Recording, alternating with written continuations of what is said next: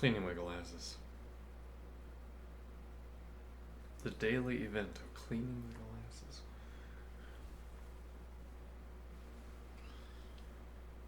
Alright, given a zero indexed array, integer array nums of length n and an integer k, return the number of pairs ij where I is less than j is less than n such that nums of I equals nums of j and I star j is divisible by k.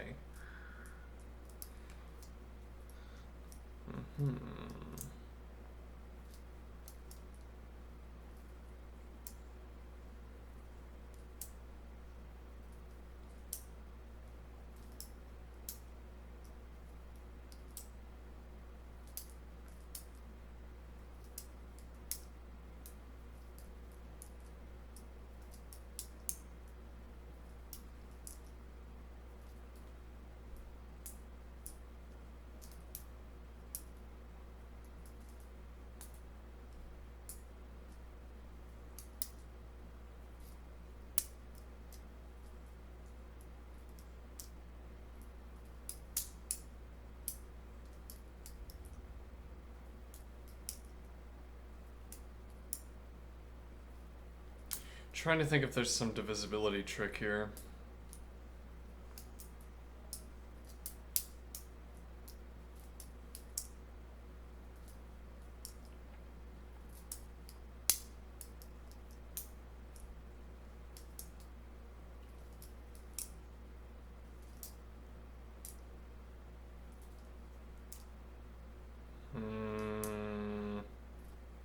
Such as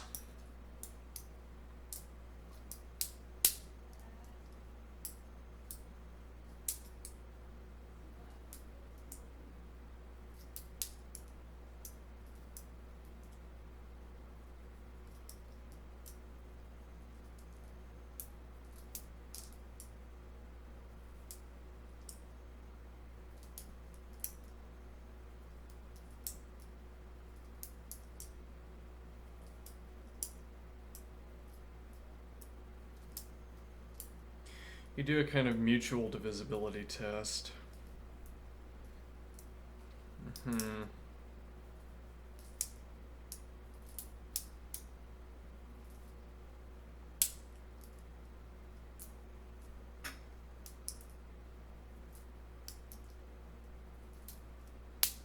It's where we need number theory.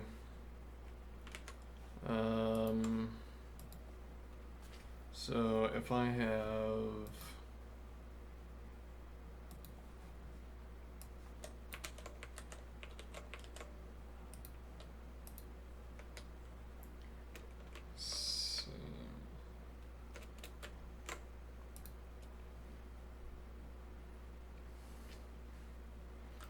let's say I have 6 and 6 and I have 36. And I have I equals 6, j equals 6, k equals 12.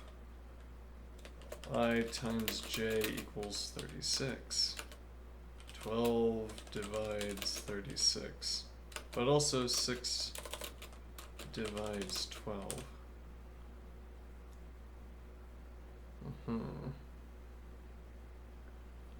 Now, if we reverse the relationship and we have here except 3,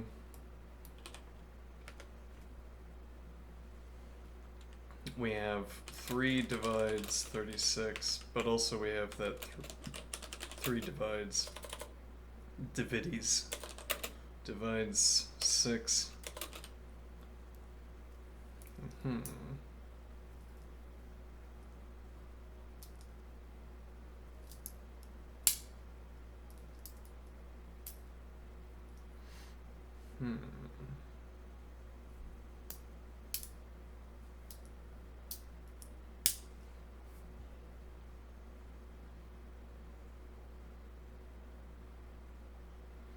So it'd be a mutual, you'd have to go back and forth.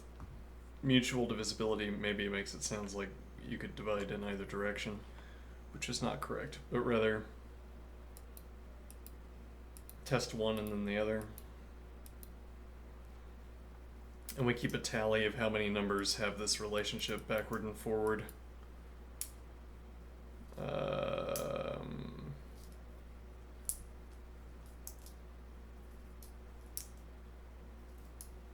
Yeah, there's a trap there. What do I mean?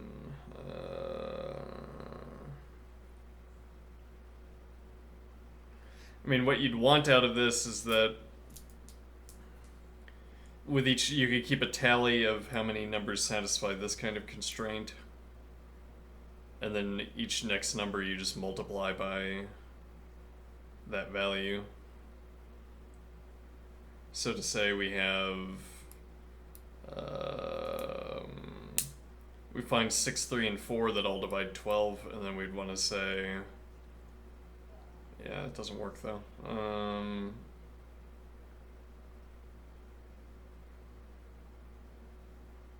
Yeah. I mean, it is maybe a useful way of dividing down the task. Well, the problem could be that you have 6 and 3, for instance. And then you have 6 divides 12 just fine, 3 divides 12 just fine, but then 3 times 6 is 18, and that division doesn't go in either direction.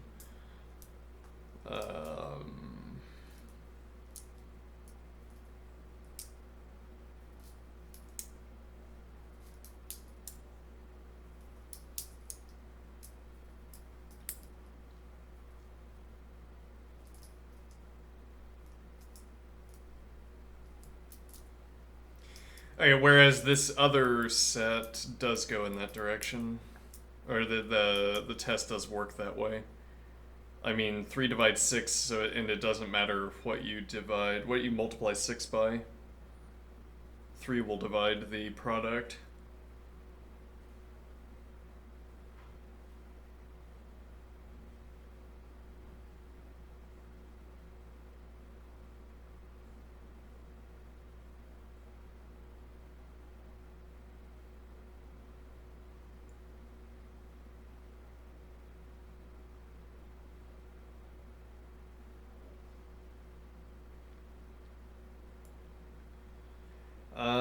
So what do we do with this set?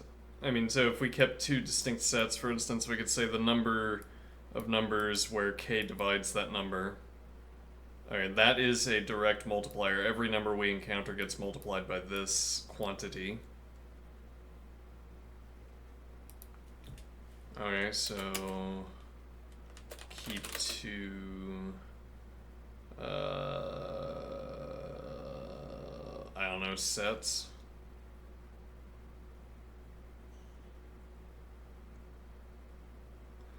Yeah, it's not clear what primitive data object we'd want. Keep 2 collections. K divides n divides k.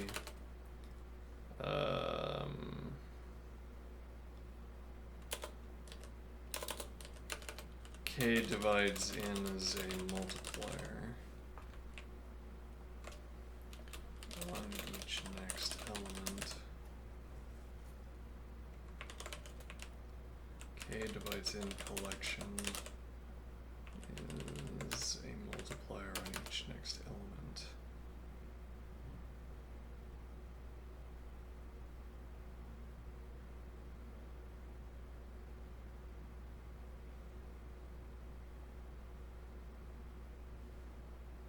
What do we do with n divides k? And that's like saying there is some multiplier.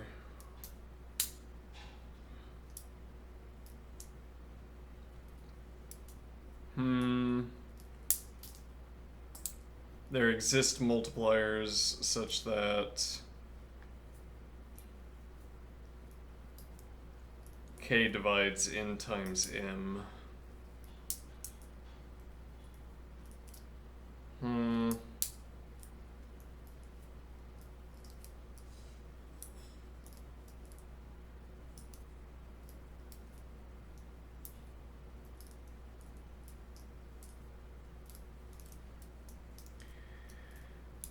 In this case,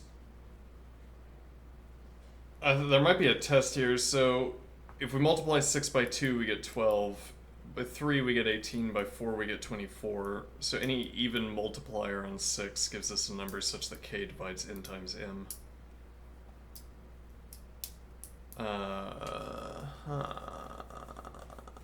I don't think that's going generally to be a good test.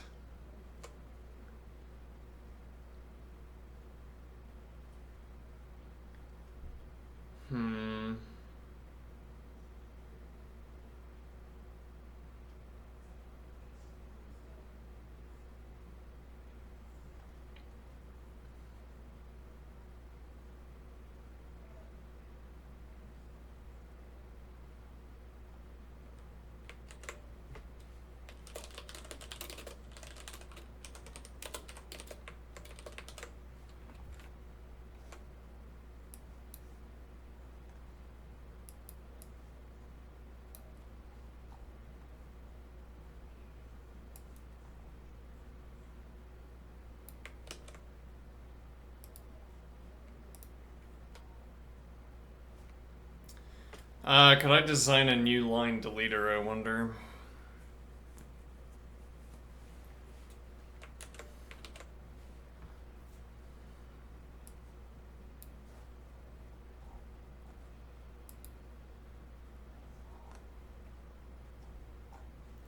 If I say define a...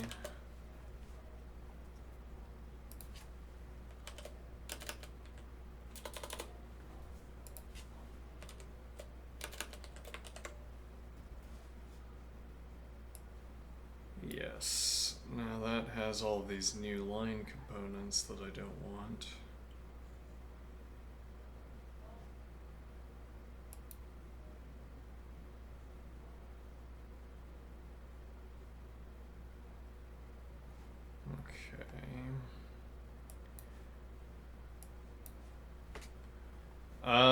Actually, if I go to comma delete...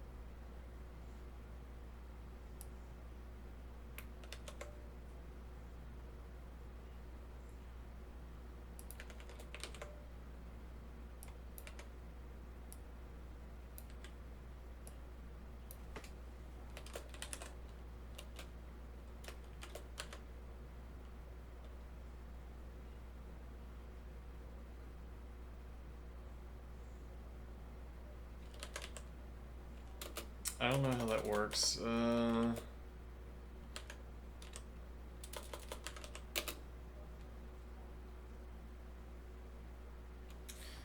If I do string ref a3, just string ref a3 for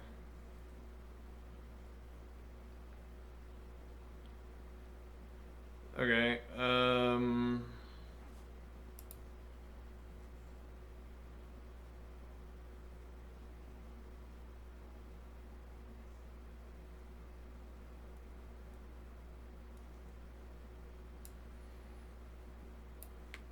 Alright, this is kind of horrible, but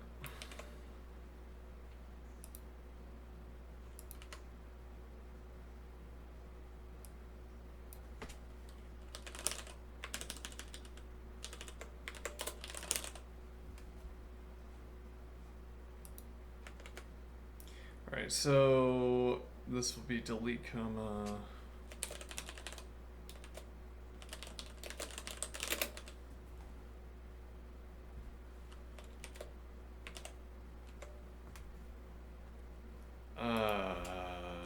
Define first box char fonts.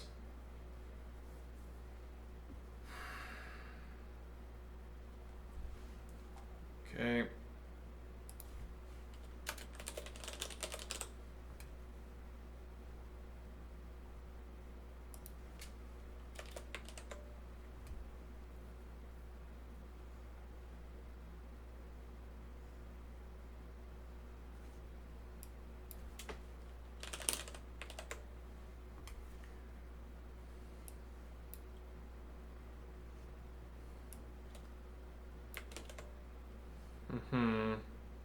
How many spaces is that putting in?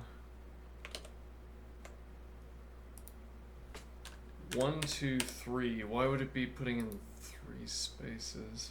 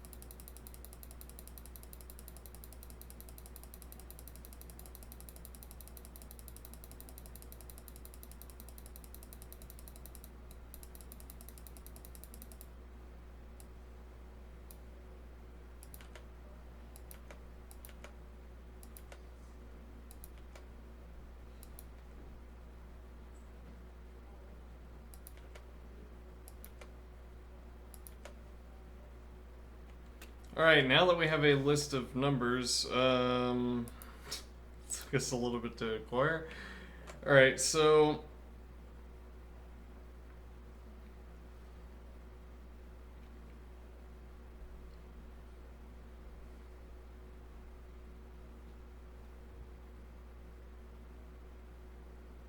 alright, so the better way of doing this would be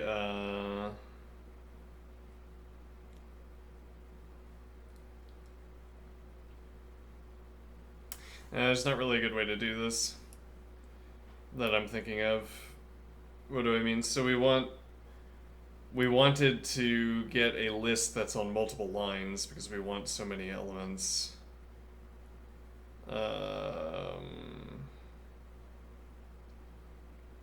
Not convenient. Disregard. Okay, so k divides in is a multiplier on each element. Now the question, what is the status of n divides k?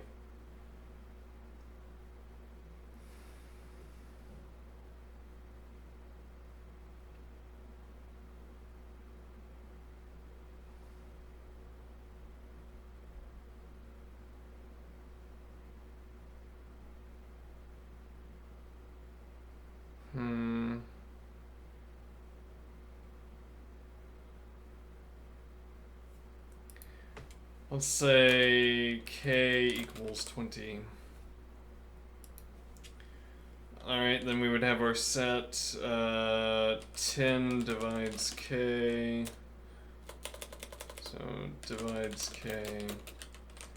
10.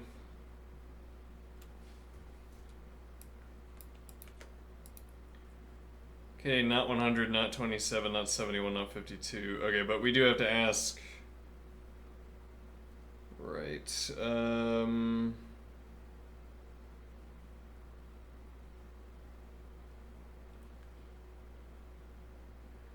Yeah, well, it looks like this is the same condition, any even case, so maybe 20 is a bad example.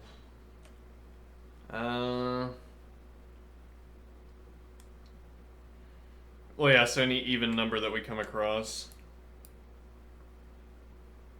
10 would divide... rather, 20... Hold on. 20 would divide 10 times any even number that we come across. Mm-hmm.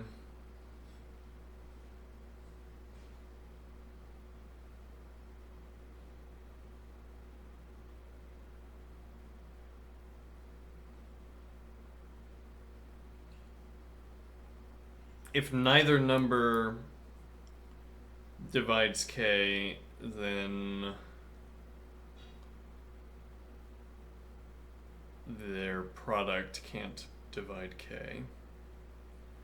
If one of the numbers divides k, maybe we need a more focused example than just a... Well, maybe so. Let's see. Let's say k equals 15. Okay.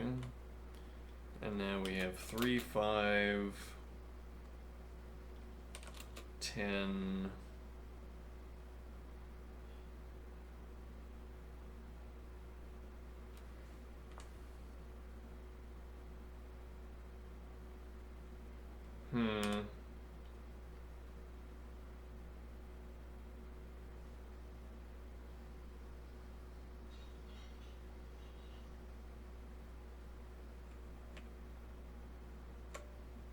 Yeah, that's a problem. So now 15 doesn't divide 10 and 10 doesn't divide 15, but we still have 10 times 3. Mm-hmm.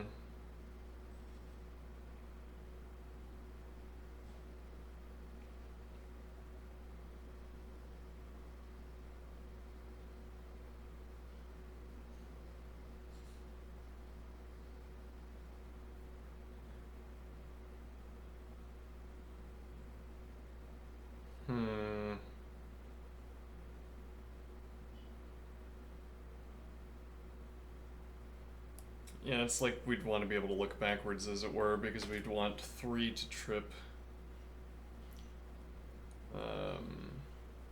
3 to trip the check, not 10, I suppose. And then we would look backward and find the 10-3 combination.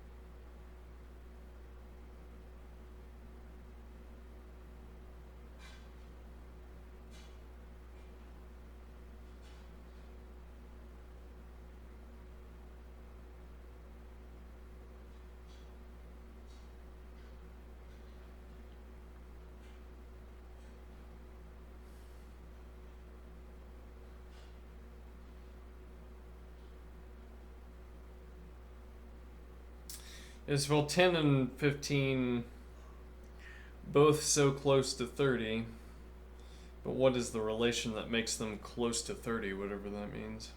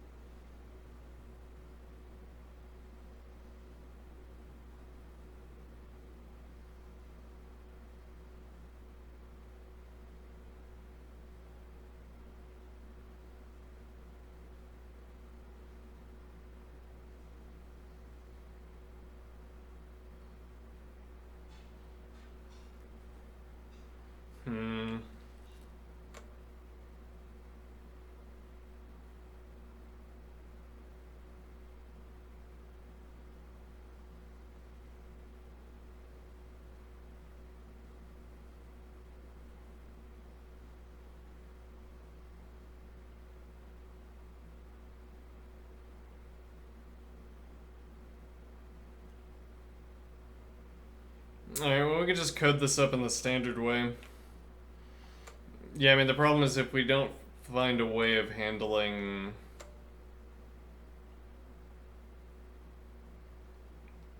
If we don't find a way of handling the other direction, I mean, k dividing a number is this, gives us this multiplier. K divides 36, then k divides n is a multiplier in each term. But if we don't also have a rule for n divides k, well, but again, that's not the only...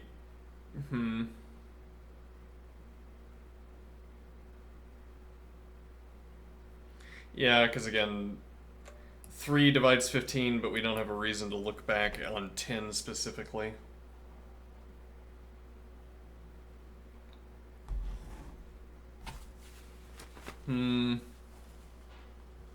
We could hard code. Well, actually, then what is the hard coding here?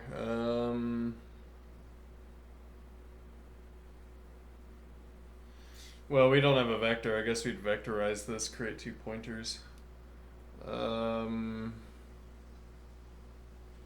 then just do a pointer cycling.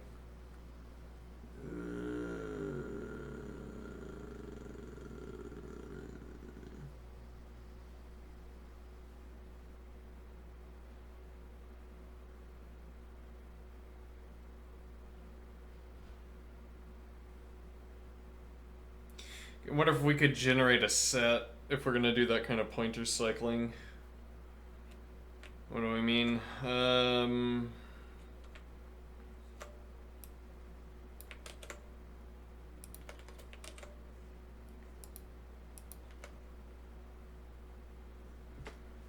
Let's see, k equals 20, sure. Alright, now what?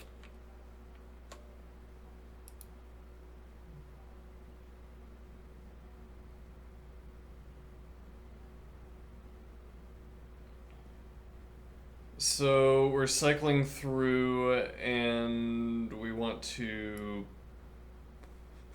Well, so in this case I say n divides k. Okay, now I can skip this number. I don't have to have the 2 pointers.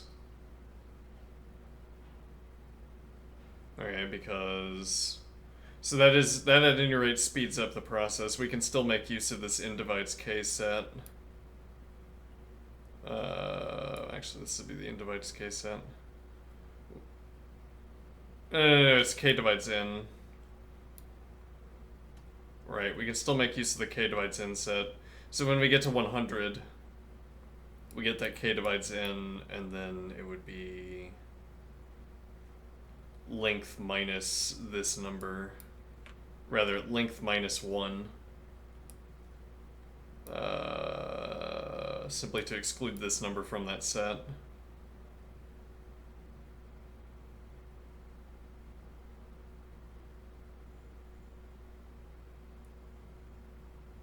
A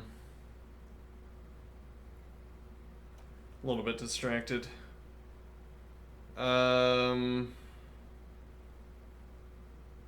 Alright, so each time we encounter k divides n, we get a free multiplier. We can skip that number.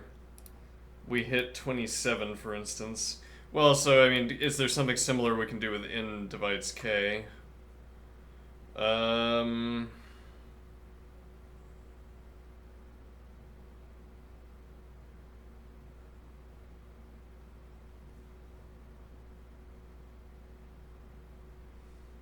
Well, I mean, in this case, it looks like it, because we'd want to say, well, we find any even number.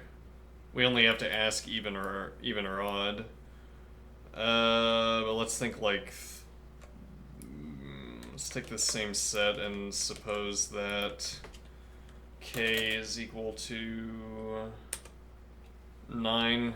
We don't have enough small numbers. We'll do 3... 3 and 6. Alright, k is equal to 9.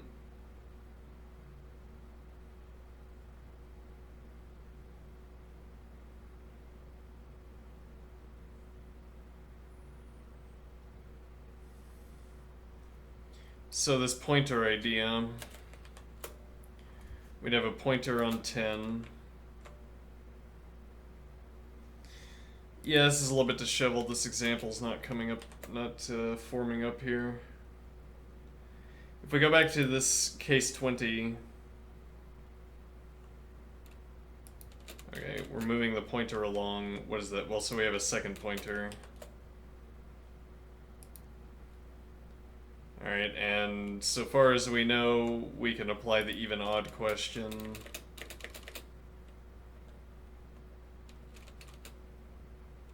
Okay.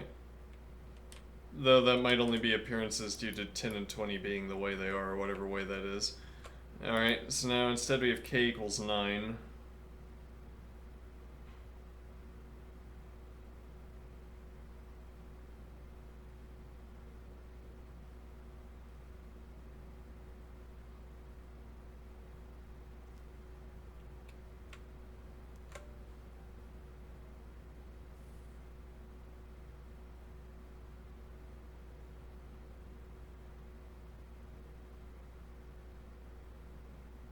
Mm-hmm.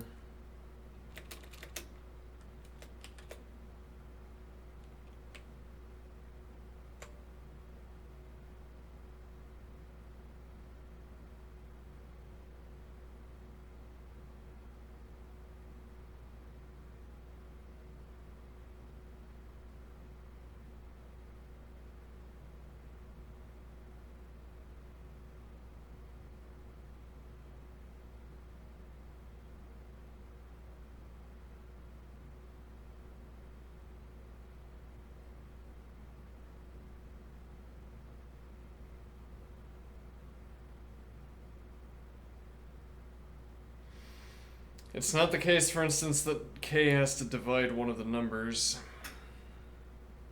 You could have 3 and 3, for instance.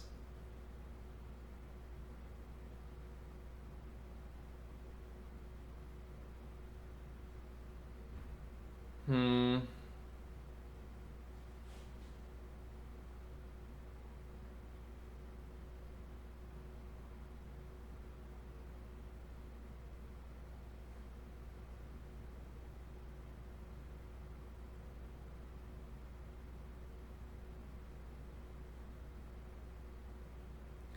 Yeah, this is where the example should be continuing. We're just there's something lacking here that's preventing me from continuing forward with the example.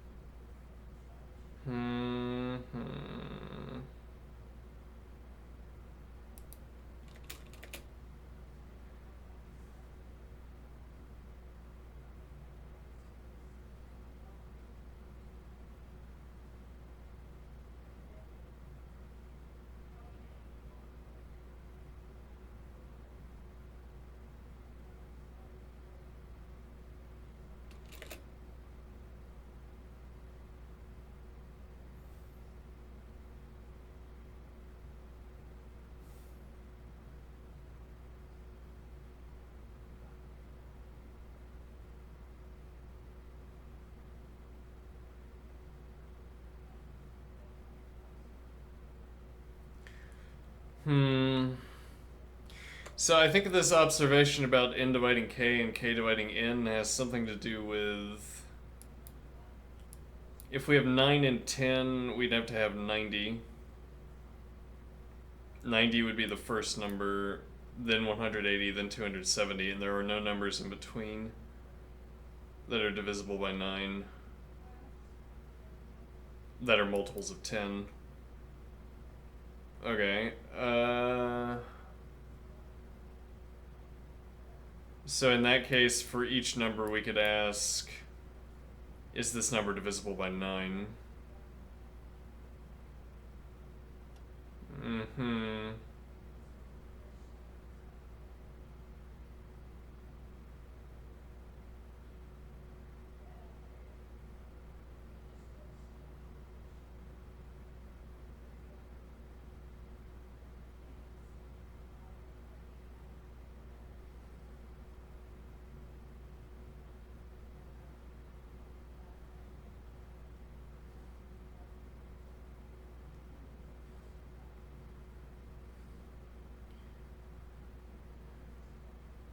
I mean, maybe that is just the general point. You have to have one of the two numbers divisible by 9. If the number that you start on is divisible by 9, you get the full multiplier. If it's not divisible by 9, oh, then you could just skip it, couldn't you? Interesting. No, that doesn't work because if the number's less than, yeah.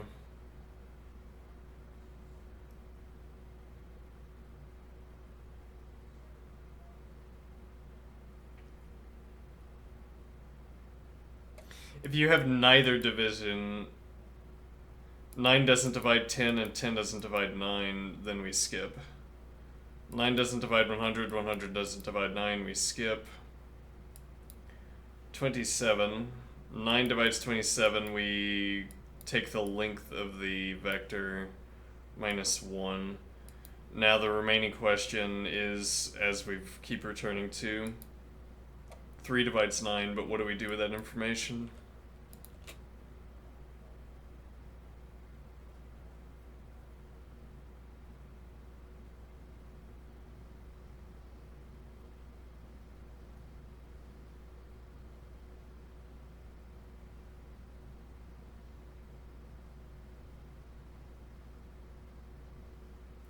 We could add it to a pile of numbers that are...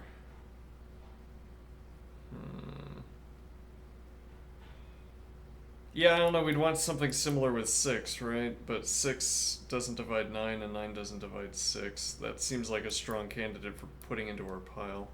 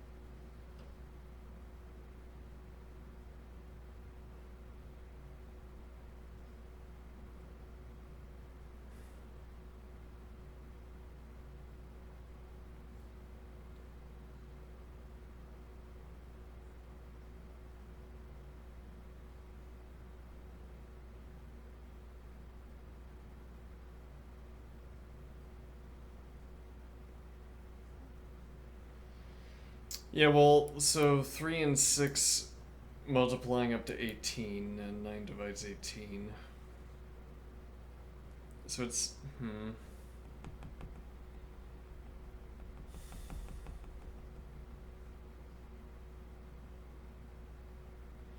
Yeah, I'm thinking of like a prologue or like a logic programming where you'd have properties, predicates for numbers. And then you'd have...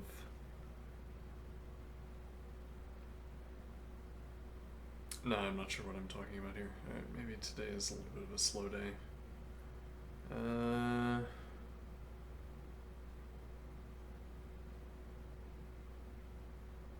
Spent an hour studying number theory instead.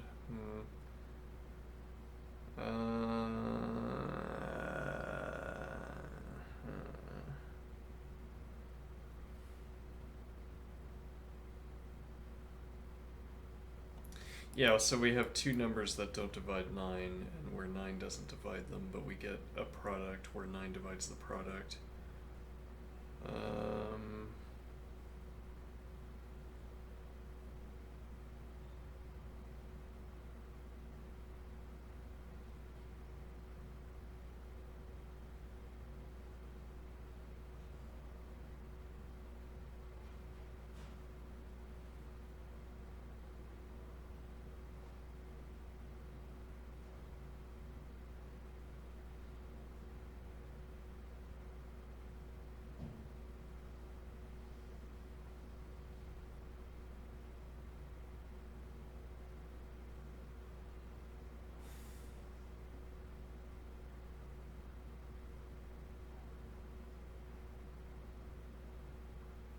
Actually, what are the conditions if we have a number greater than 9 and then we have 3 as the multiplier?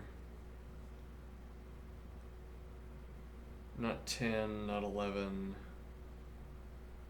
not, yes, 12.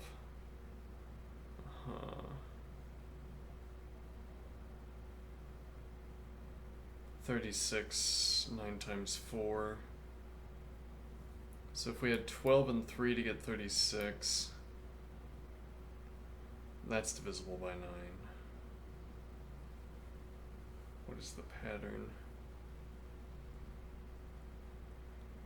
Well, the pattern is that we can divide 12 by 3, multiply the two 3's together, and then we would get 4 times 9.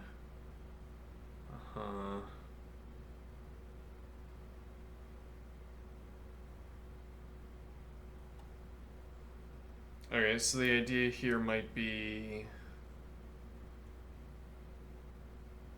if I divide at this point, yeah, well, I'm not sure how much arithmetic we're going to end up saving, but if I have 3, okay, that's the number our pointer A is on. Now I need to scan from the beginning, unfortunately, and actually this causes a different problem, scanning from the beginning. I have to re-ask.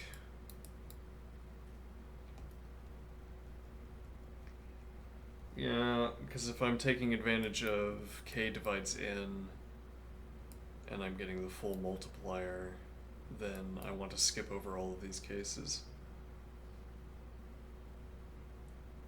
Whereas if I'm using a vector, well, we could set all of the k divides n cases to phi or whatever, and then auto skip.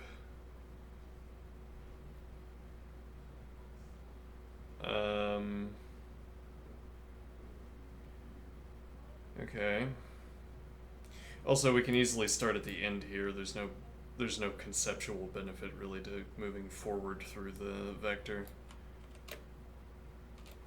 But okay, while we're here with the 3. So this would be blanked out. Now, what I can do is divide k by 3. Which we would get as part of our test, because we'd be asking both k divides n and n divides k. Okay. So we get that k divided by 3 is 3.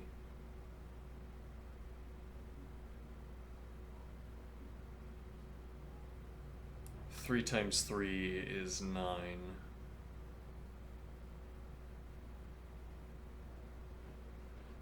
No, that's not doing it. 9 divided by 3 gives me 3. And then I ask if 3 divides each number. And why would that work?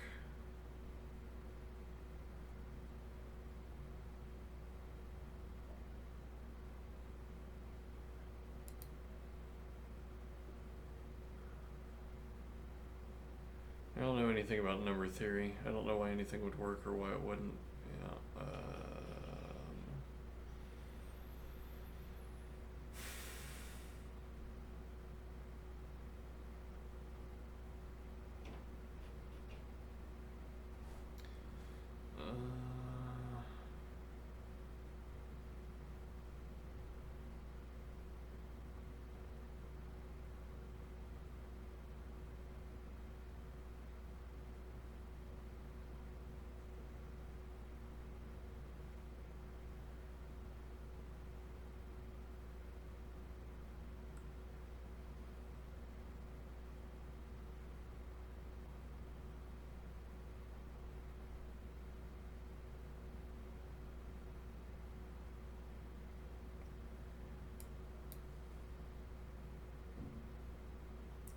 Okay, like if we had instead gotten 12.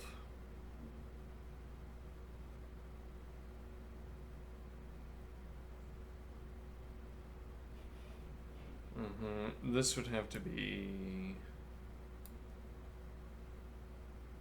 Okay, and if this was 4, right? Well, I divide 12 by 3, I get 4, and then I ask if 4 divides each upcoming number. I don't know why that would work, and yet it does appear to work. Maybe it's just because we have simplified cases.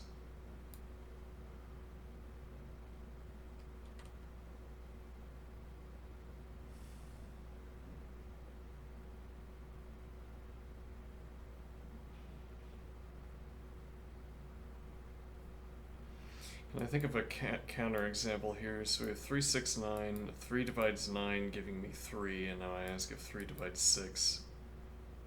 Okay, 3 divides 3, 3 divides 6, 3 divides 9. 3 times any of these numbers is going to work. 3 times 12, 3 times 15. Yeah.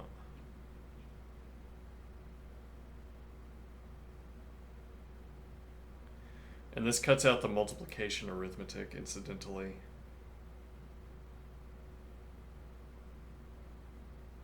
Okay, well, that's an approach that at least displays some ingenuity.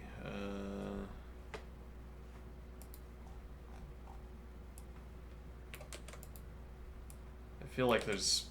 Wow, maybe this is the whole of the... Maybe this is what you'd get out of number theory. And all we're proving here is that we actually don't need to study number theory.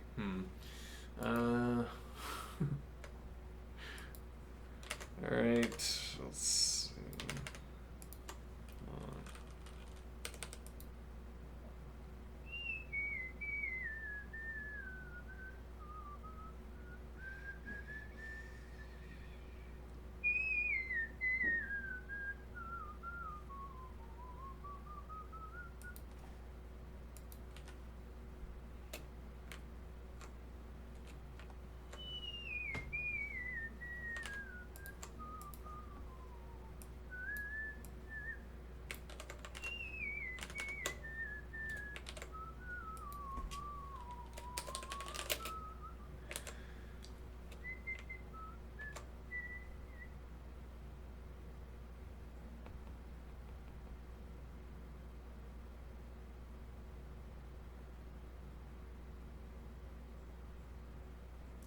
We could do this with raw lists, just list after list.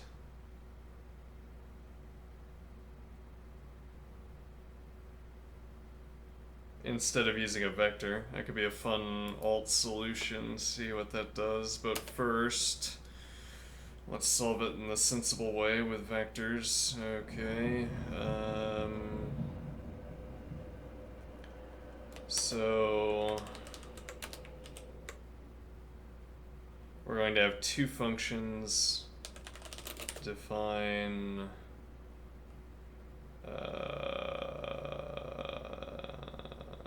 pointer A selection function. Okay. I'm going to have define length box length. Okay. Nums box length false. Okay, now so we might pass that length in, but I'll decide that afterward. Pointer A selection. Okay. Now what do we want to do with that? Nums. Okay, and we need a position.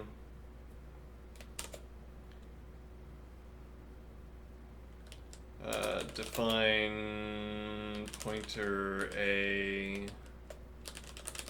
I feel like the hyphen's gonna get confusing. I'm just gonna go with underscore. Pointer A selection, pointer A position, box position.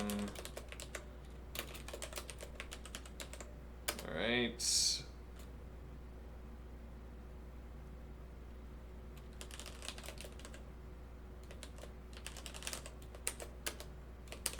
Alright, so now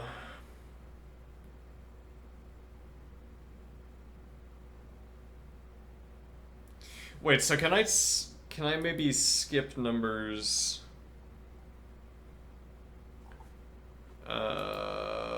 Can I maybe skip numbers where we don't get either?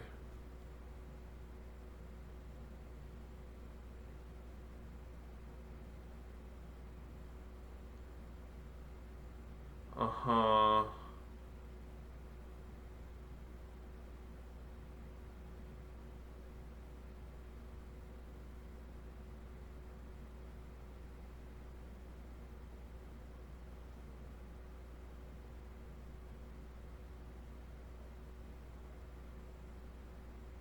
And why would that work?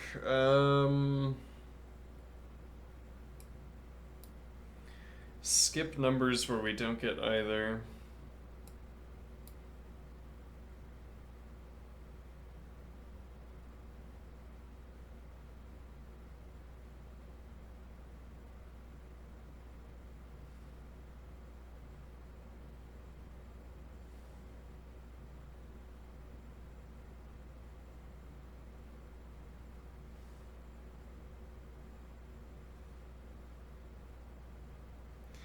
We're doing a little bit of guesswork here.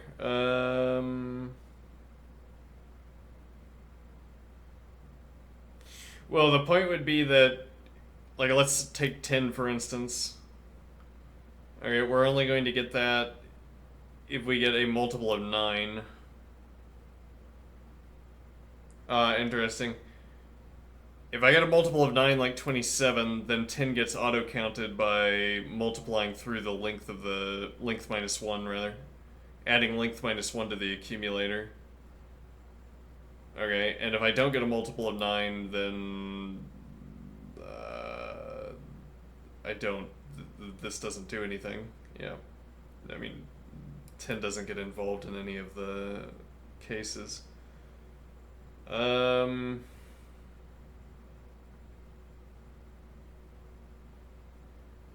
Okay.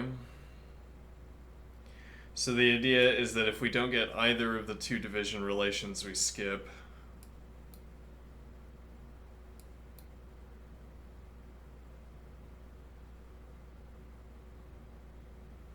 And this is also why we would like the list solution.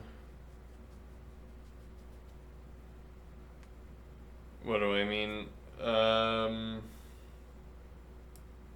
So I can blank these out. We only care about these for the length. So something like 10 and 100 where 10 doesn't divide 9 and 9 doesn't divide 10, same with 100. We only care about these for the cases of k divides n. And we don't care about them for the case of n divides k. Because notably, if I divide k by n, I'm going to get 3 in this case. Okay, and then 3 doesn't divide 10, 3 doesn't divide 100. Which is our current test. Whether that test works or not, I don't know. But given our current test, we divide 9 by 3, we get 3. 3 doesn't divide 10, 3 doesn't divide 100, and that's generally going to be the case. Okay, I think.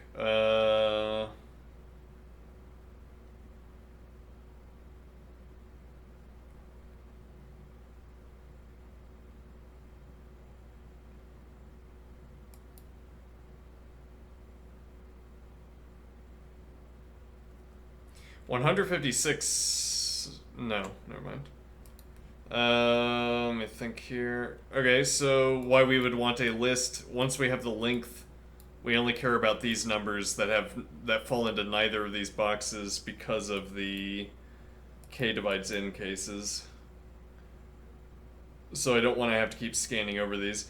I mean, I could replace them, but then we still have to look at them. Whereas if I had a list...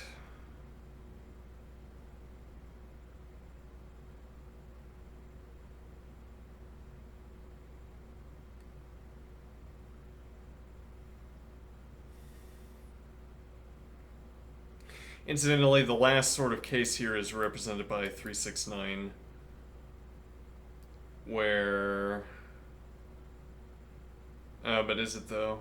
Yes, because 3 divides 9. Yeah, but the problem here is that 9 doesn't divide 6 and 6 doesn't divide 9. Interesting. So far as this test is concerned, 9 doesn't divide 10, 10 doesn't divide 9, 9 doesn't divide 6, 6 doesn't divide 9. So these two numbers are the same. What separates them is that if I divide 9 by 3, I get 3 back, and 3 divides... Yeah, that's also not a great example because we get 3 back. A better example, we would get a different number back and this idea would still work. Oh, if this were 18, for instance. Yeah. We divide 18 by 3 and we get 6, and then 6 divides 6. Um...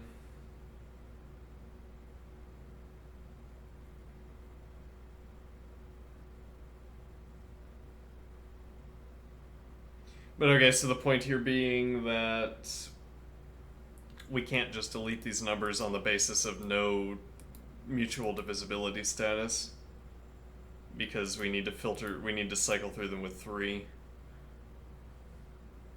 What we can and should cancel out are the multiples of the in where k divides n, because we already take into account every pairing. All right, I'm gonna take a break. Okay. I'll be right back.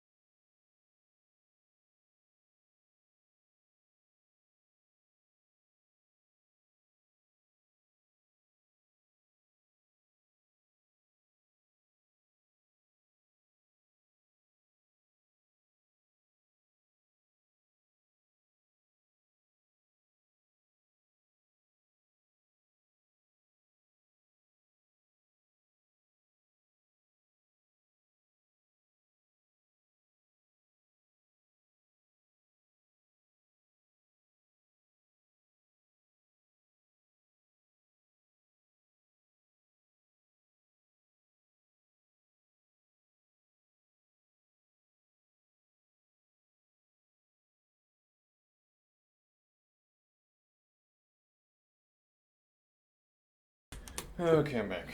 Now I will exercise for 10 minutes.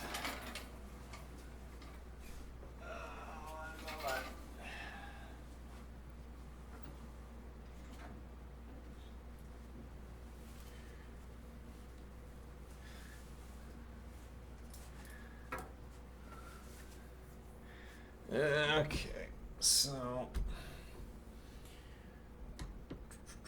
there's another complication here that we have to take into account, namely that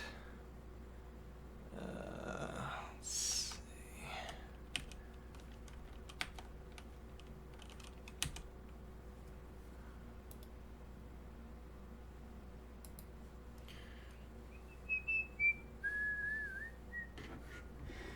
Another complication we need to take into account, which is that if I have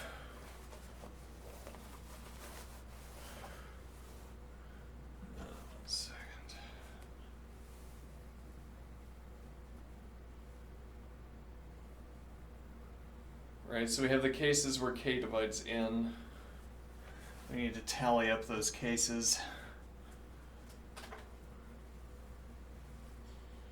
Because we can't multiply the length every time, we have to, it's like we need to subtract the length value.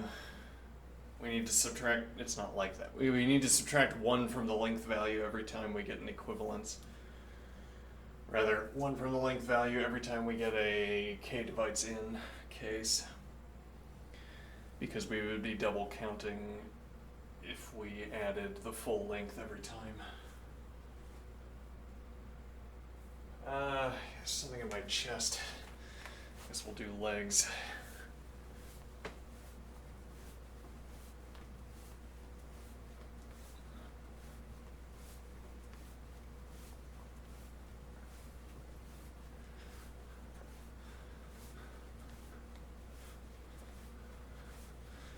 Hopefully upper body has recovered by the time we get to exercise segment.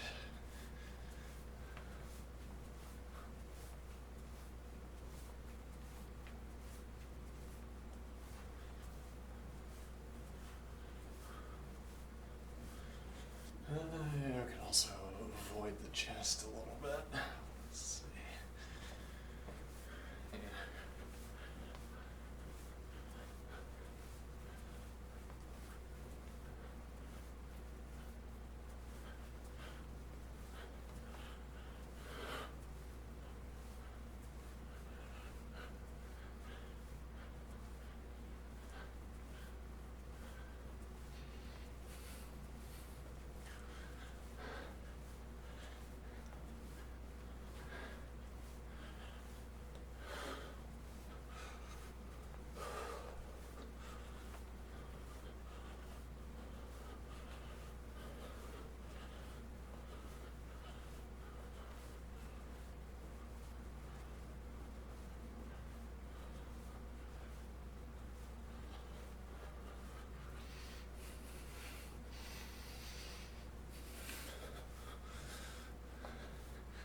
Can't really do this for so long before my legs start to give out.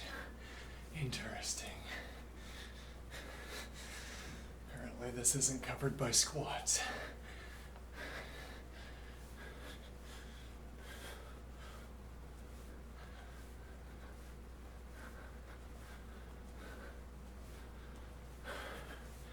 Sort of the same practice as with math. I think this could be an ab exercise if I could just get my legs over this. Get my legs to the point where I could do that activity at length.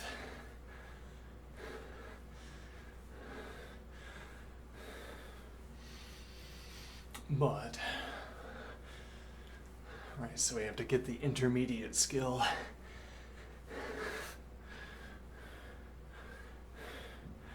The easier to train intermediate skill.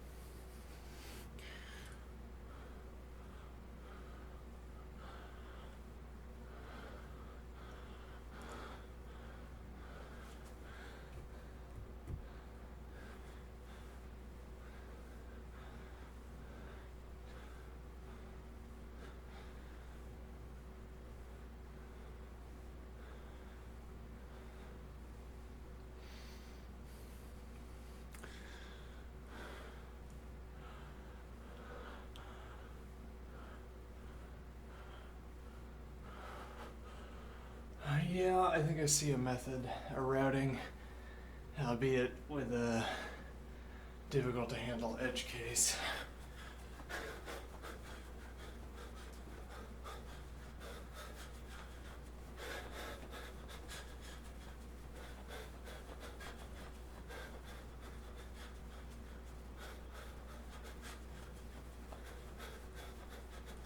So we cycle through the list. We don't form a vector.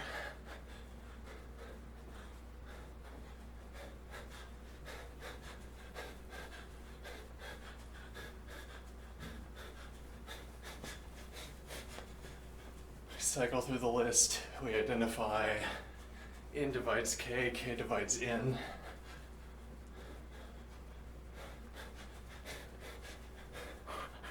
Which we can do one at a time so that we don't perform twice as many divisions as we have to perform. Well, it wouldn't be twice as many.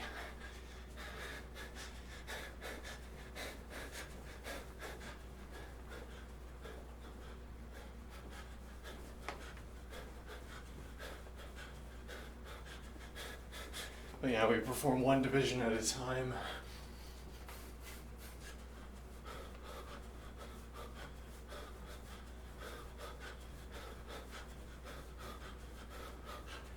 If we get no status left or right, as it were, with regards to either division, we put that number into a list. This is going to be a little bit more complicated than I thought. But okay, we're taking out all of the numbers and counting up how many where k divides n. And then we're making a separate list, n divides k.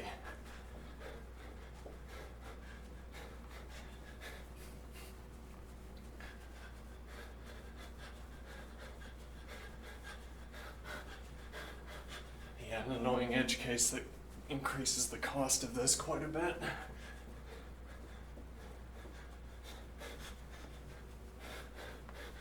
Yeah, but not really though, because we could just sub 1 at the end. Ah, yes. Interesting.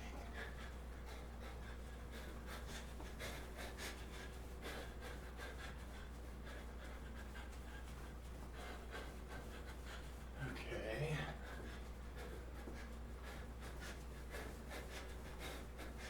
Alright, now my left angle is starting to feel something.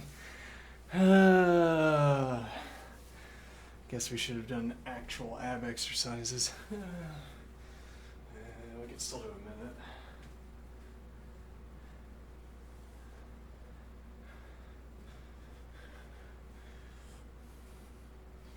minute. Okay.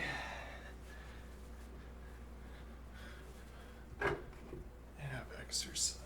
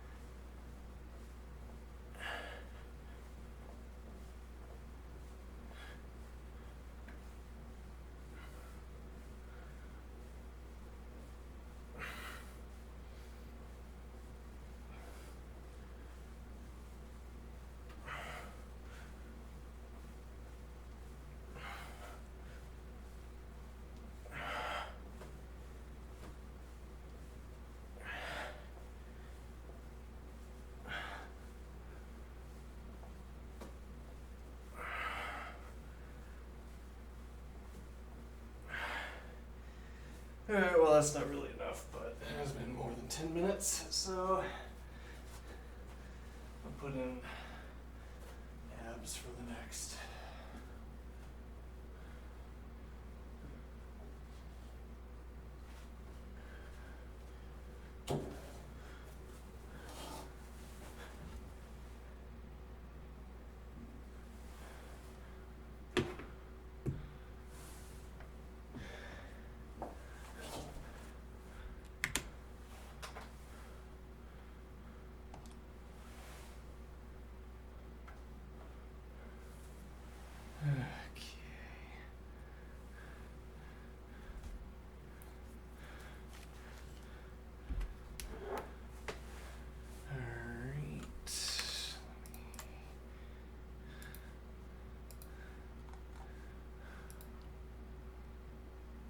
So nope, we're not doing pointers. We might need the length. Define list cycle 0 function.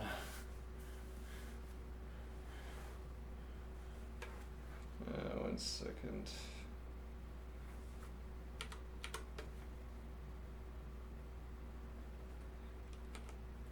All right.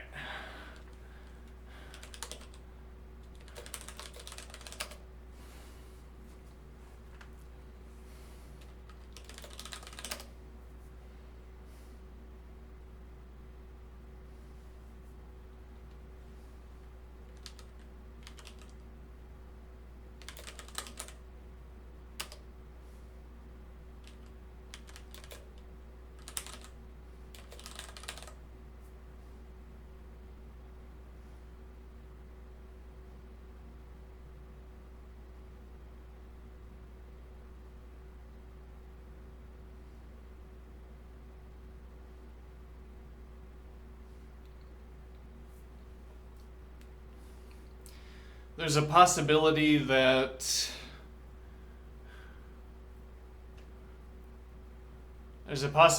asking for the length is faster than counting the length while cycling through the list.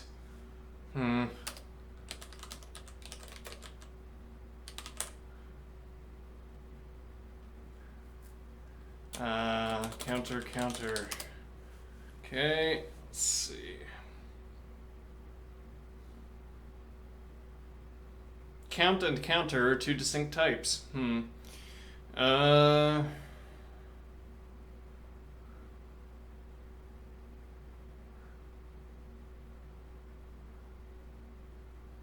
then output list integer.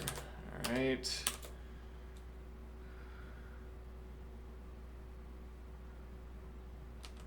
If null nums, well, so actually we could cycle through.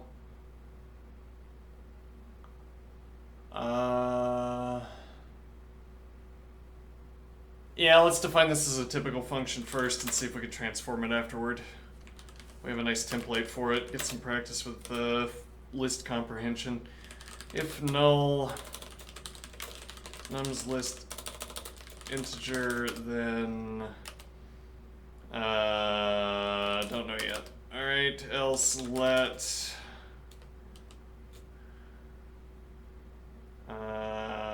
active integer do car nums list integer car nums list integer cond.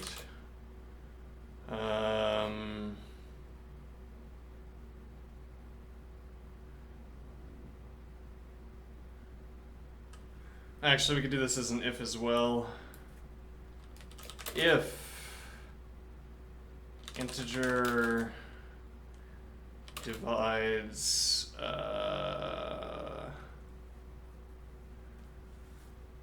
let's see.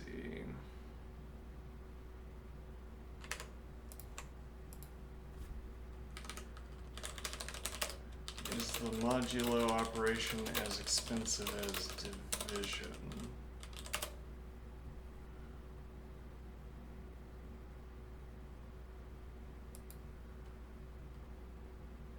Okay, I feel like I've asked this question before, but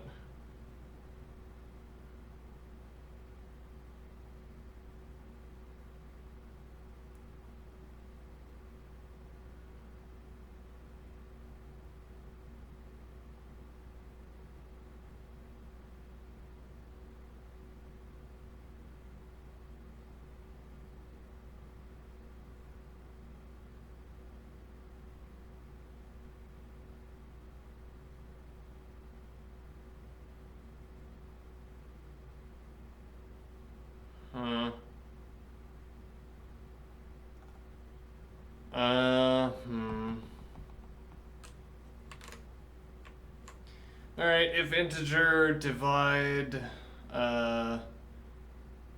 car, actually I'll call this in integer. If integer divide in integer k integer.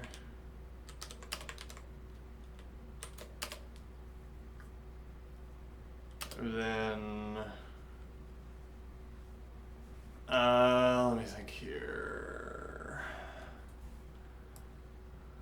So we need a now we have k divided by n count, but then we also need this should be n divided by k count, right?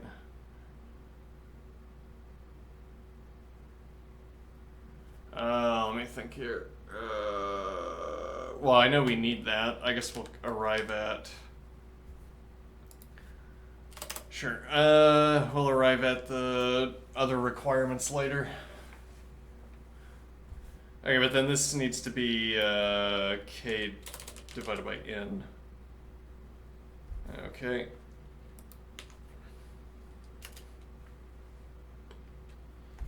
Now we call list cycle 0 with CDR, the n divided by k count, add 1, and then add 1.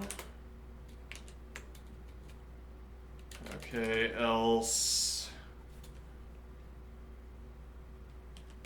if integer divide k integer in integer.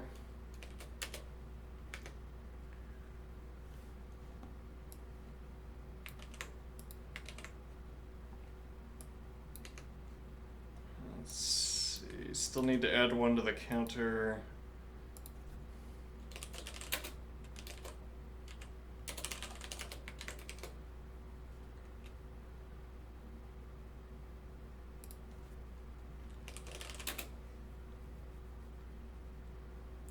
Alright, look, yeah, this could have been a cont. We can switch this up into a cont. Conts in integer onto output list integer.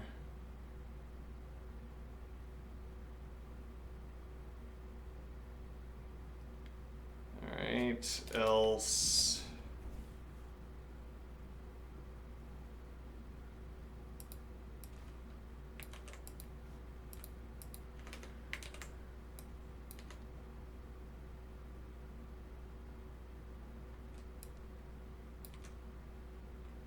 okay.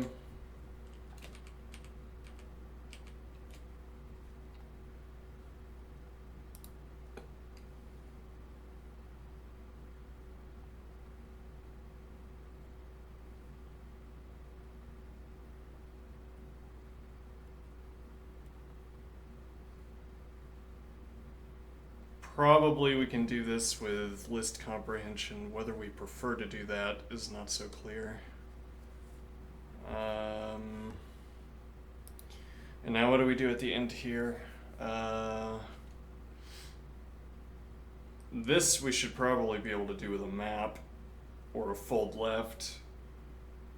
But okay, we'll write it out. List cycle 1 function with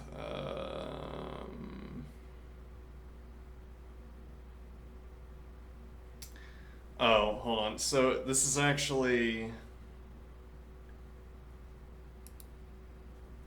we need another let definition. Let k divided by n number divide k integer in integer. So the number that we're saving is not in integer, but rather k divided by n number. Okay. And that requires another parent.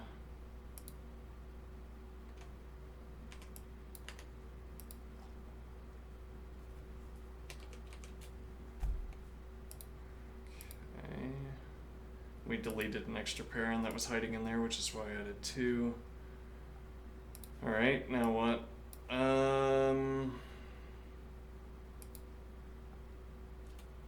Yeah, so this makes me think, I wonder how much change I would have to make to my leetcode solving to make this watchable. I feel like it's really difficult to follow someone else coding. I find it really difficult to follow other people coding, and maybe that's a general case. I don't know. How much would I have to add, I wonder? Alright, so we're going to do list cycle 1 function with output list integer /k count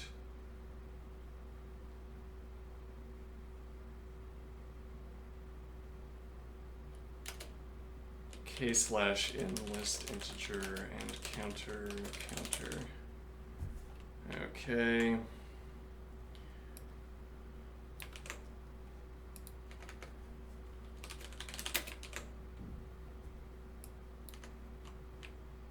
Alright, so how do we want to rename these? This is length.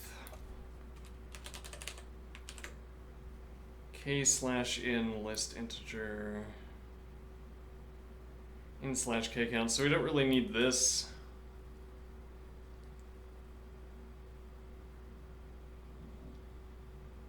I'd rather put this in a box, but yeah, we'll do that at the end. But I might forget. Okay, so we'll have in/k box, and actually, for that matter, we can have this box define in/k box integer count.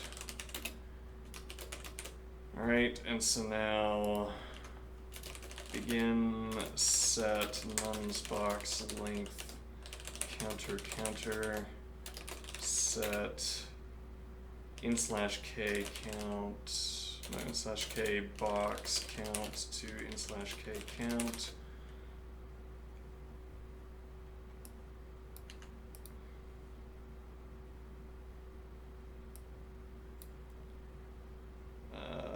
Okay, so we're not going to send either of those.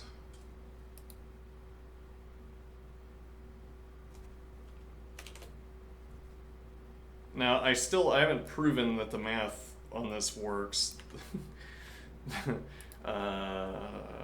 I'm unconcerned, strangely unconcerned about that question. Yeah.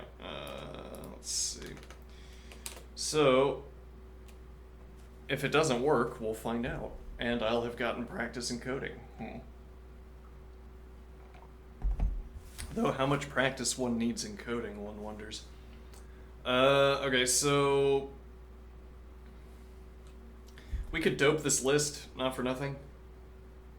But we're probably going to do this with mapping or fold left, so it won't matter. Cond null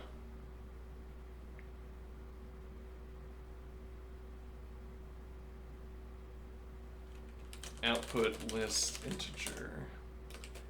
Then, oh, so we actually need counter here. Okay. Counter. That will be a kind of distinct and lovable recurring character in our programs, the counter. Counter of type counter. Okay. Let's see. Null output list integer. Don't know yet. Otherwise,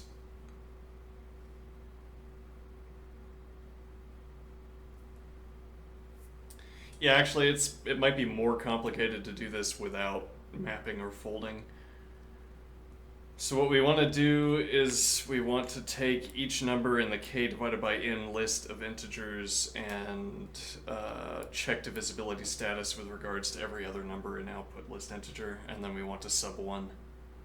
So actually, practically what that means is that we divide this up into list cycle 1 and list cycle 2, and this is an if expression.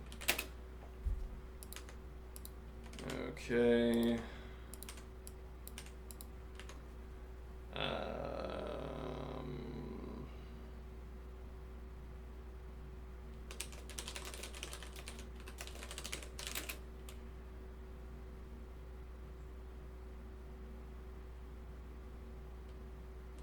Actually, I guess what we'd want to do is say list cycle 1 function with CDR output list integer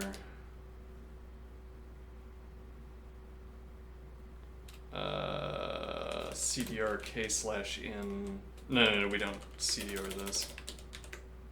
Oh, and then that's not what's going null. Rather, what's going null is k divided by n list integer. Alright, so CDR k divided by n list integer and plus counter list cycle 2 function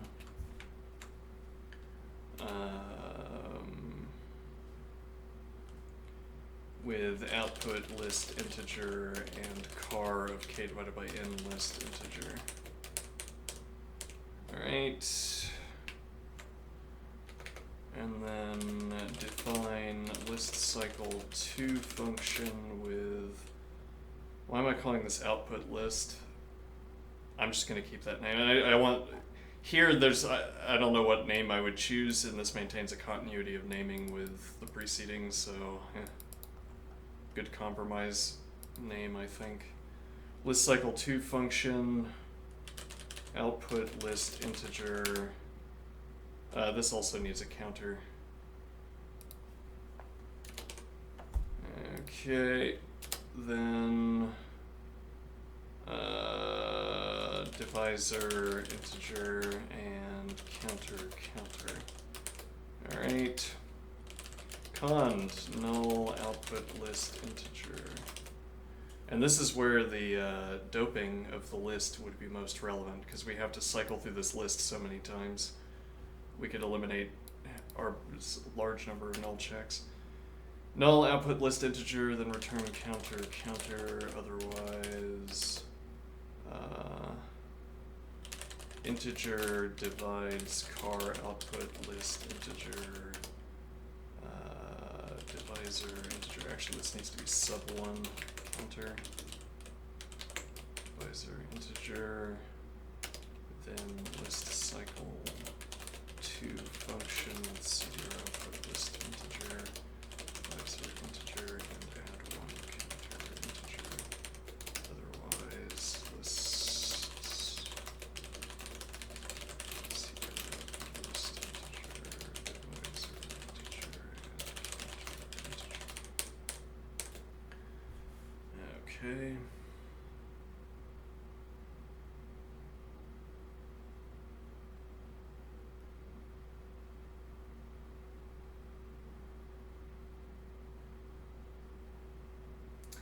I guess what we do is put nan at the end.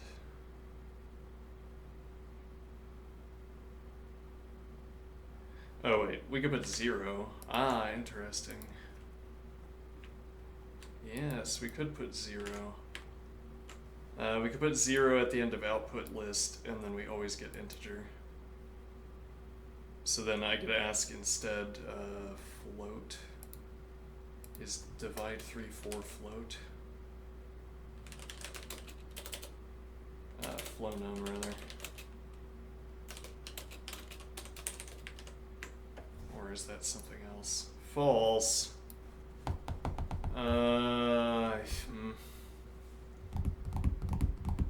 How do you ask that?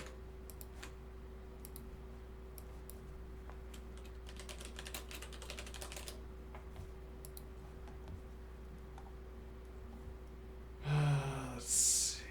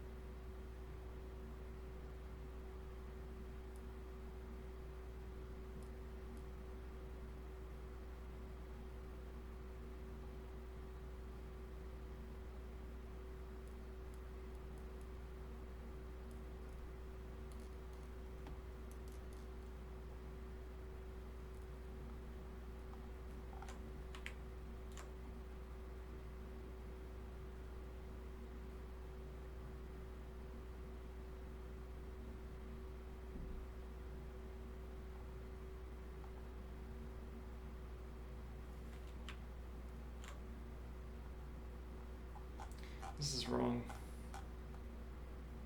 Phonons. Yeah, well, clearly it didn't work. I mean, we can ask flonum, but that's not the right question to be asking here.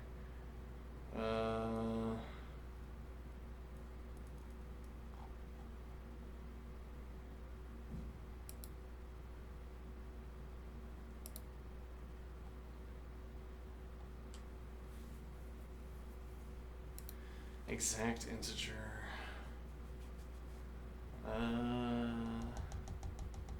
Yeah, but that's not what I want, right? We want flonum, but we're not. Why is there a devoted rational type?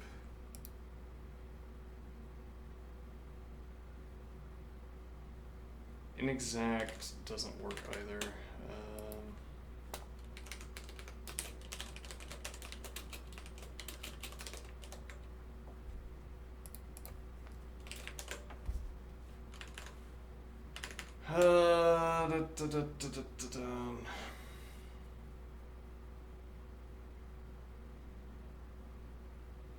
And then rational includes the integers. Yep, rational 1.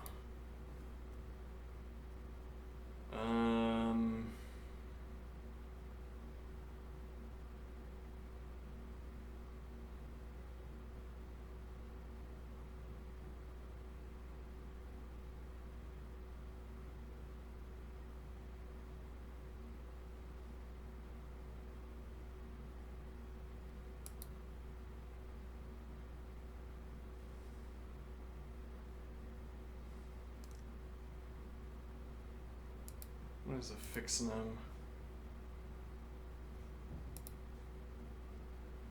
Exact integer. Yeah, we don't have a way of asking. Why is that? Okay, there we go. We don't have a way of asking whether.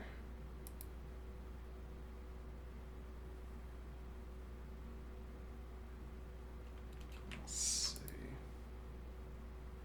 Yeah, well, we could negate integer, but I don't want to negate integer on a tight loop. I don't want to use a negation on a tight loop.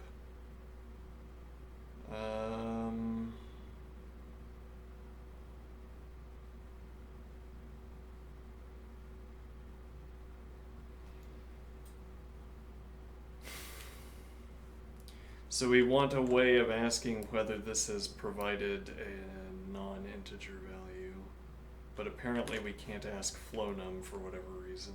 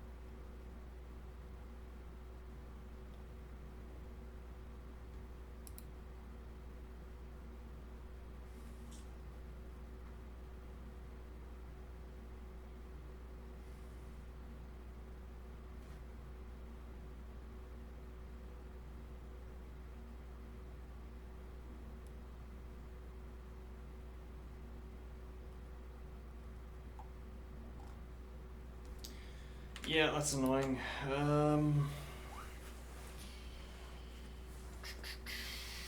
I mean, we could put an if under this. It wouldn't give us our nice looking code that we prefer.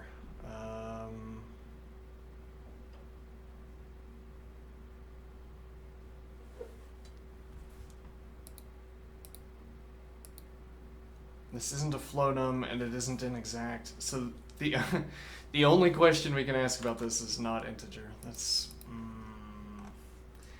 mean, I feel like I might be having a bad day, in which case this is it's extra troublesome, extra irksome that we don't get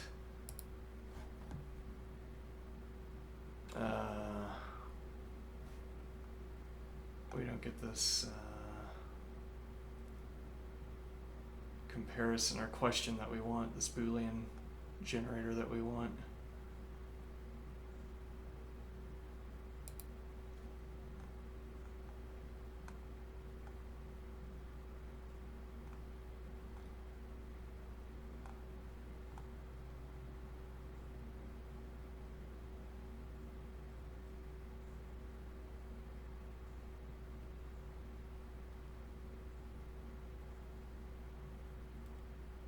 What is fixed num? Exact integer, no.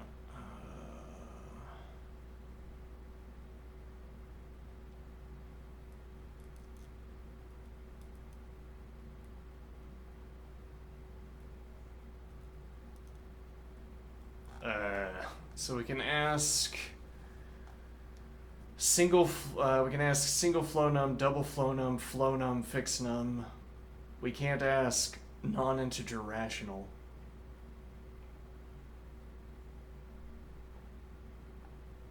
Why?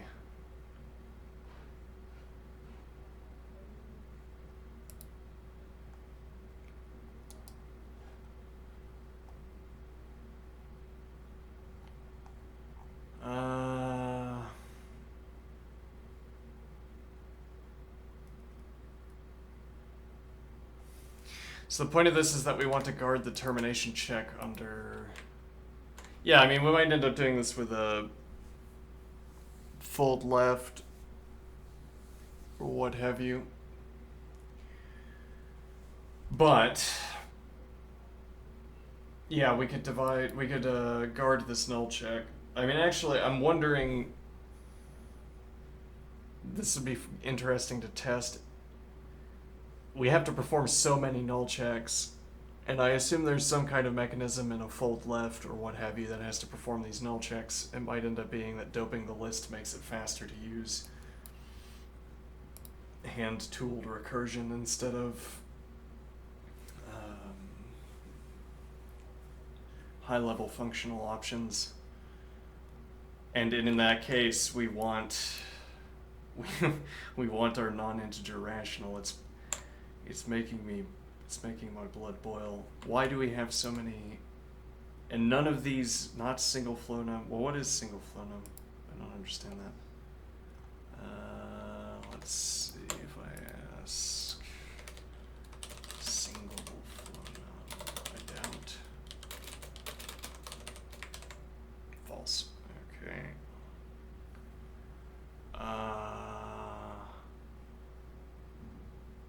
Well, wait a minute. So, no, that doesn't work. Never mind.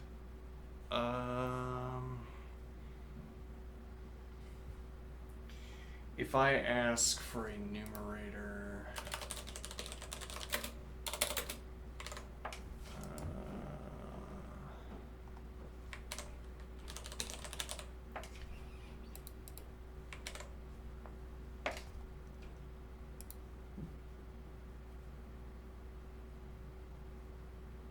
that's going to do anything.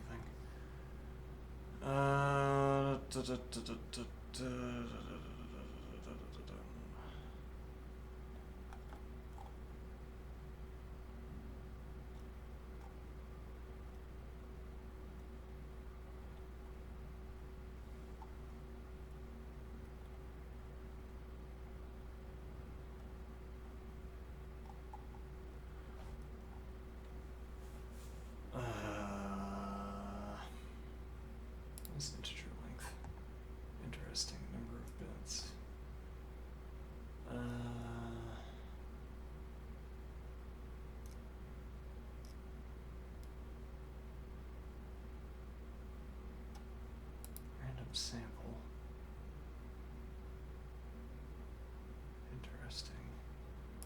random ref returns a random element of the sequence. Interesting.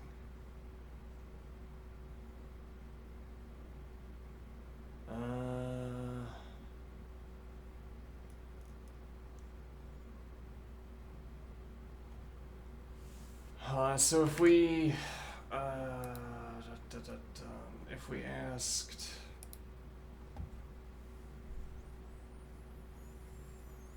no, well the trick here is that if we put a 0 at the end of output list, so if we pre-dope output list before we start cycling through and appending elements to it, then when we get to the end, we will always get integer from divide car output list divisor integer is the trick here. That's our efficiency gain from the doping. So we always get an integer at the end where we're assuming that this is the less likely of the two possibilities, so we'd be guarding our termination condition beneath the less likely case. But yeah, having to put in not integers feels horrible.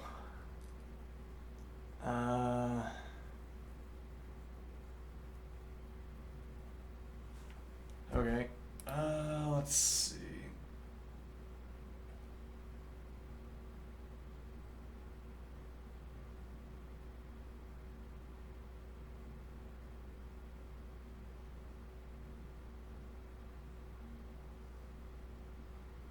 Well, in the meantime, let's just keep the null check. Does this procedure work up to this point, or what are we doing at the end here? Right, so this cycles through list cycle 2, or this passes through list cycle 2 to add to this counter. At the end, this counter has, right, so we get the output, which is the counter, we add that on. It's sub 1 because output list integer contains every element of the divisor set, divisor collection. So we sub 1 because we'd be dividing the number by itself, which isn't useful.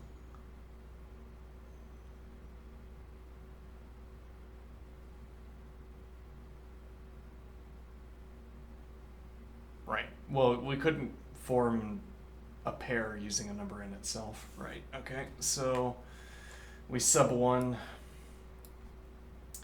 Makes sense to me. Now at the end we want, so we have this counter, and now we have to do something with this in divided by k count and the length. We could instead create one box, which is the accumulator, and perform that calculation here. Actually, that sounds pretty reasonable.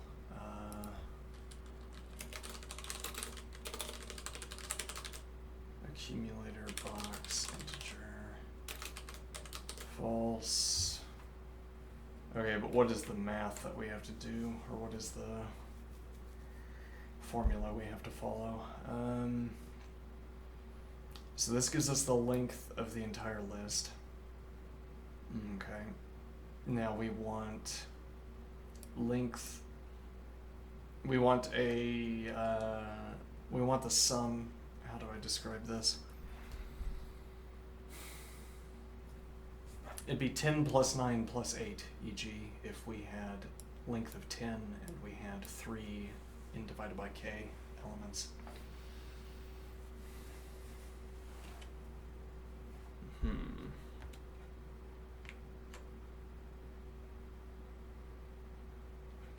Yeah, we probably have to make a little miniature function for that. Define partial sum function, length integer, and in divided by k integer, in divided by k count. All right. So if equals in divided by k count, if 0 divided by k count, oh, and then counter. Okay.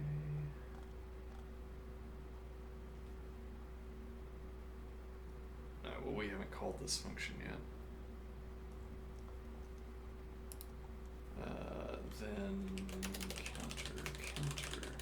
Otherwise, partial sum function, sub1 length integer, sub1 n divided by k count, and plus counter length integer. Okay, let's take this over here and say we have 10.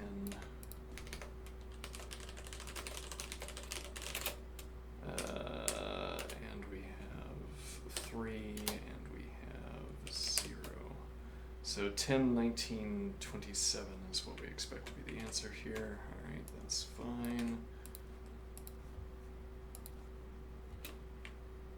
Now, so we set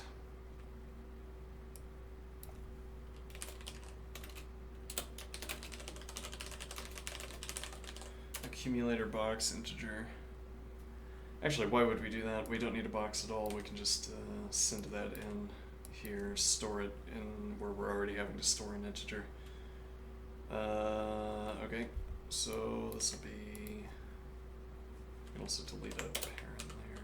Right, so instead of sending 0, we send partial sum function with n divided by k count. No, rather length. No, rather counter. N divided by k count and 0. Okay.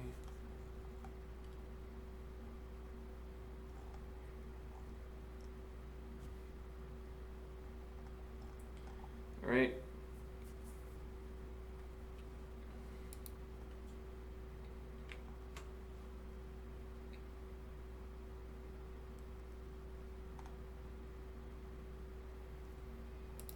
And now this is simply counter.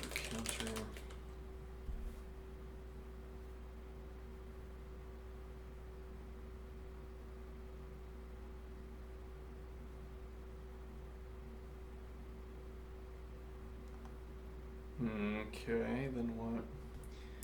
Well, now is the testing phase, I suppose. Let's delete these boxes, don't need them.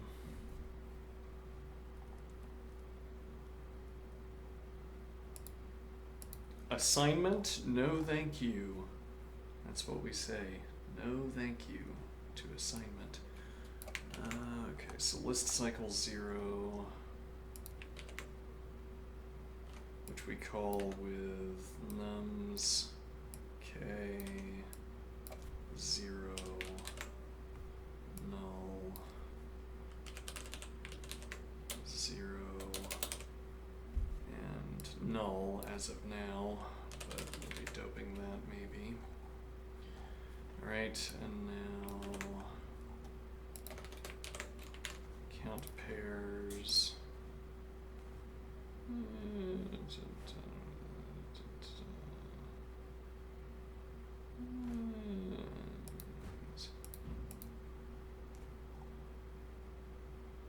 Okay. So we need a comma deleter instance.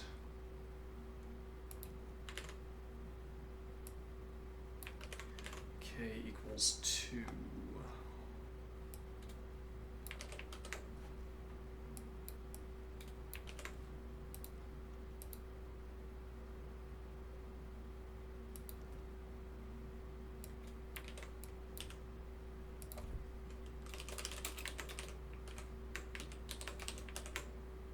I didn't check for static.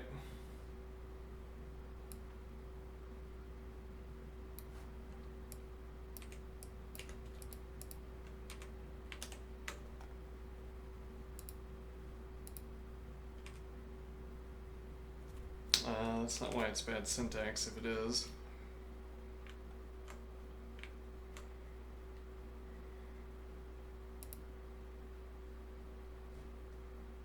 Why is that bad syntax?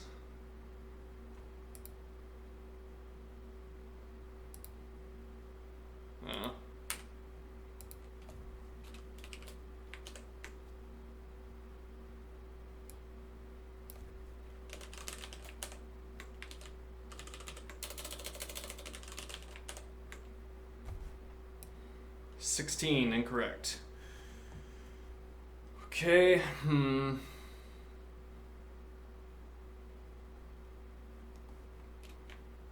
Alright, let's think about our process here.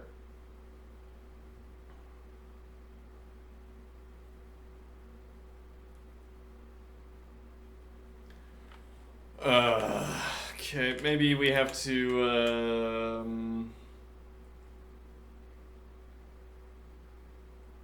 distinct pairs?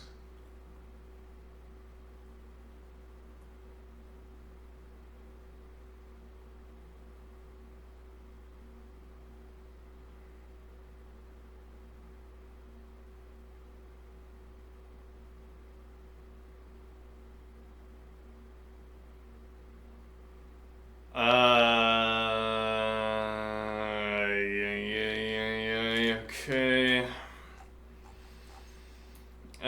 What does that mean exactly, though?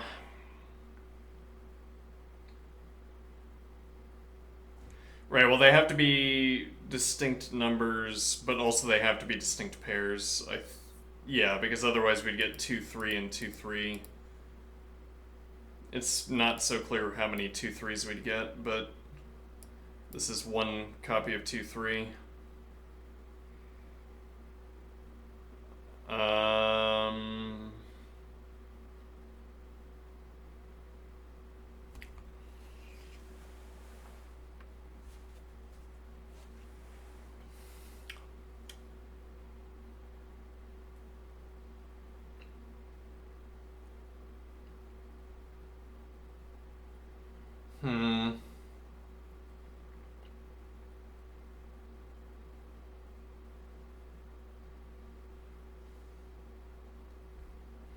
So we might be removing duplicates, but the question is, do we remove duplicates by hand or do we remove them by remove duplicates?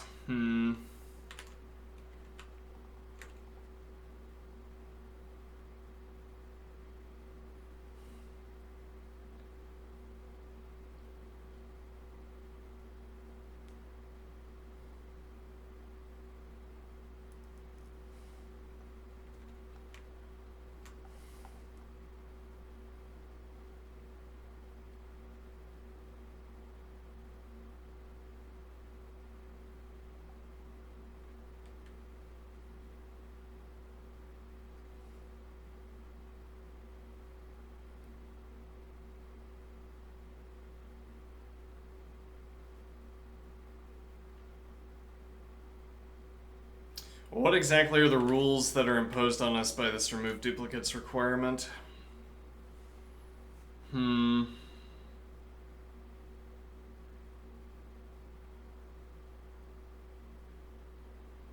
Maybe nothing beyond saying we remove the duplicates.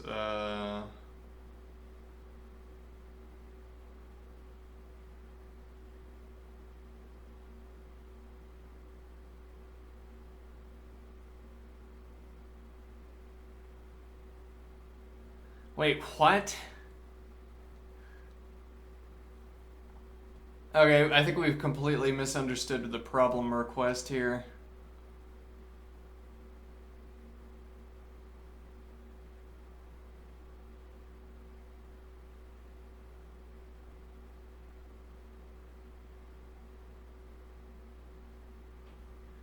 Yes, we have. Okay. Well, I don't know, it doesn't make it worse practice at coding. No, but it does mean we could have completed, I don't know, 2, 3 other easy problems in the meantime. Okay.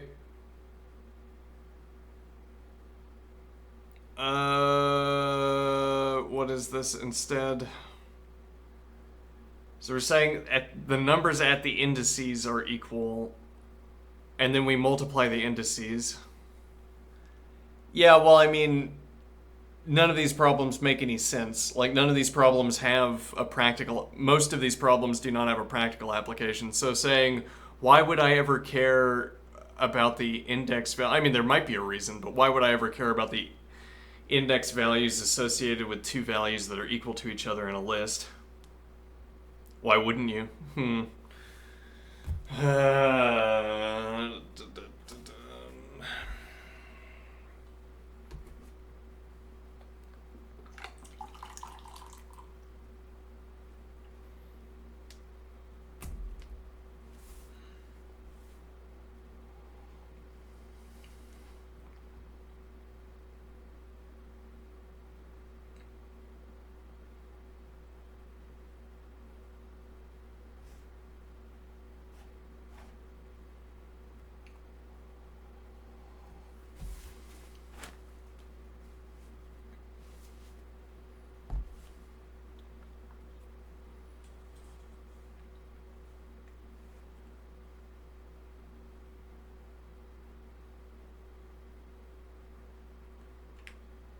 Hmm.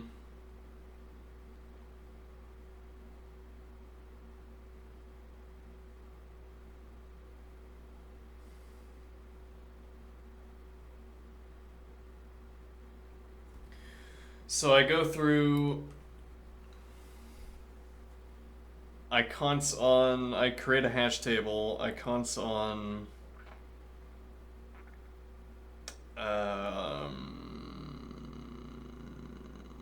position value. Could I have a vector instead? No, because these are going to be.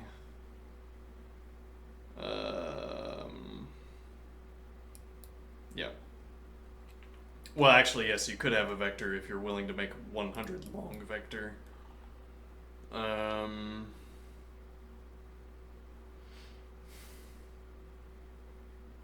actually, hold on. If we make a hash table, we're saying. Yeah, well, I guess we would need to make a set as well. So make a hash table and a set.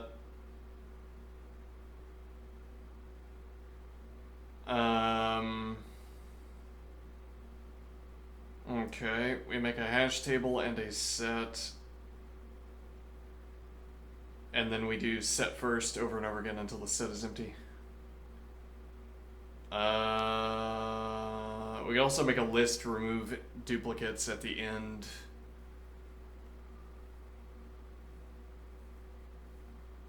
And then run fold left or for each or whatever you.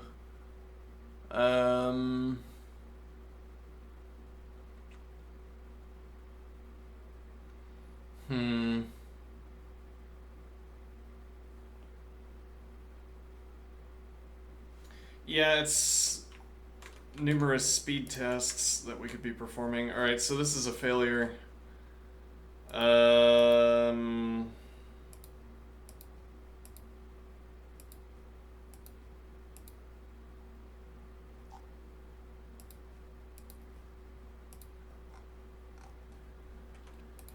So this is number 2176.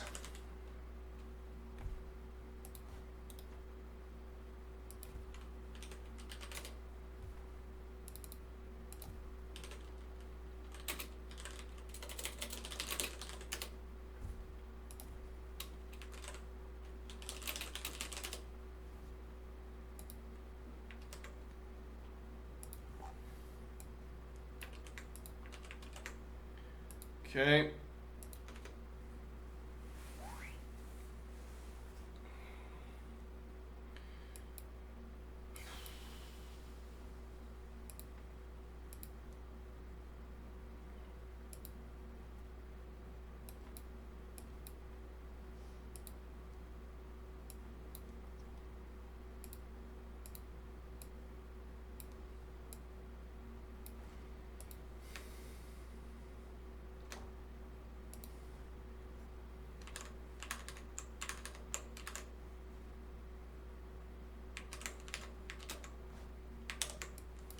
Sure. Okay.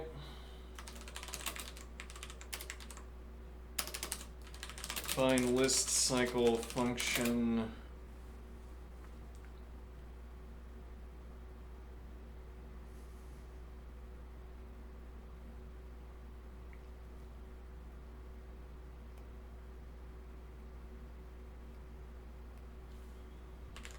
Is there a comparable observation to make about this example then?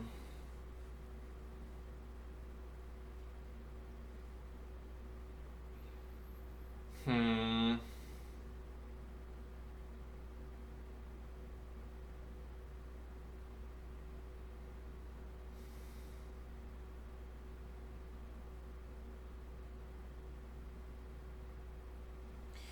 We end up making combinations, right? So we have we create a list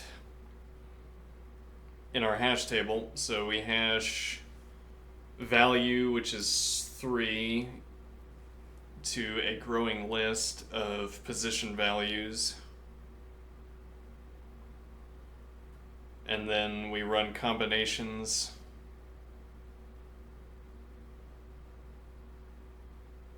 Yeah, but couldn't we do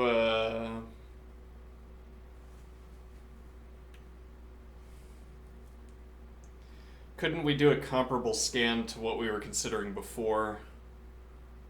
What do I mean?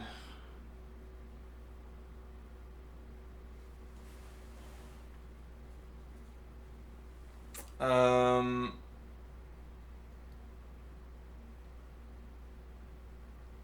I mean that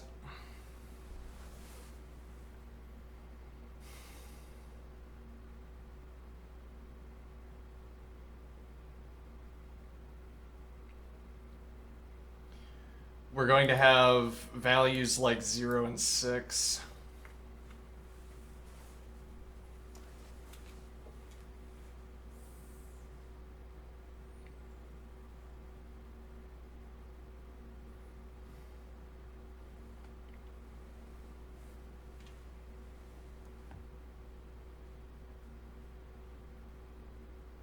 It's interesting. This is another way that 0 differs from the other numbers.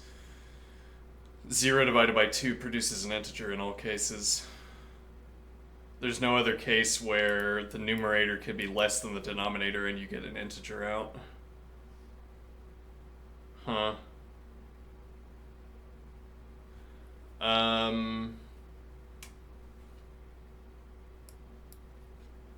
So the idea is that we would use the, probably not the function that we just defined, the wrong idea function that we just saved, but something like it. And the point is,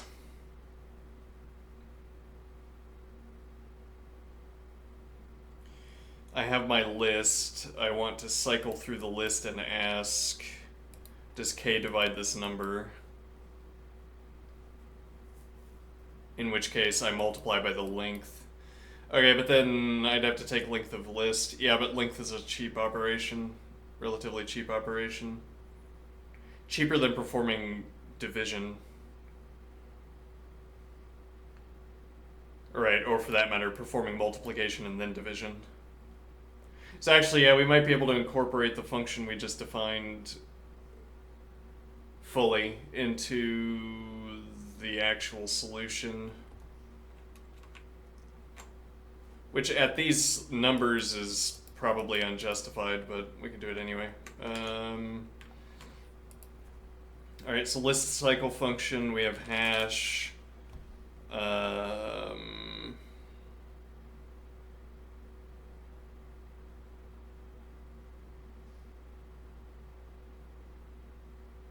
So actually we don't need a set because we can ask the hash table for a list of its members.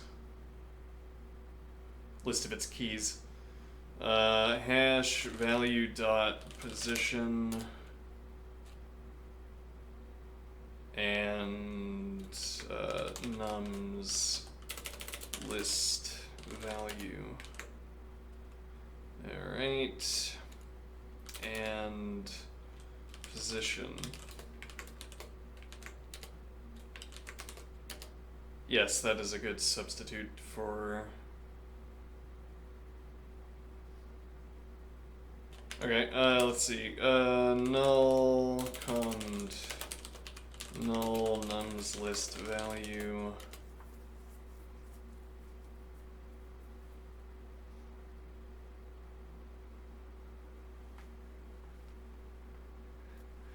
So we can also make the default value 0. as we produce this hash. So we don't know what we do at the end of there yet. Looks like this needs to be an if actually, so that we can do. And we could probably turn this into a for each as well, for each or fold left.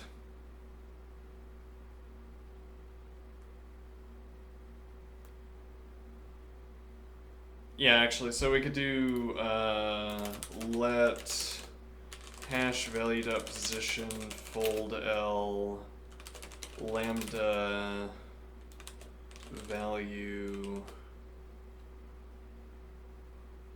No, we can't do that because we can't increment a counter.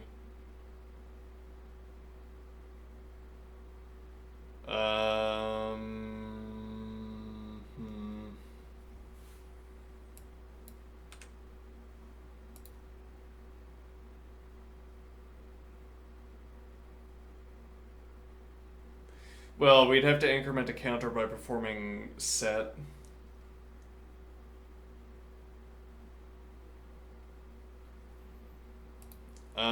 Okay, so null nums list value something, otherwise list cycle function.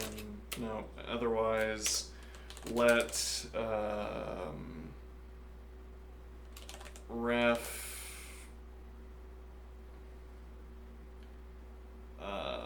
list. Actually, yeah, we should do list of positions. Ref list position hash ref hash value dot list position.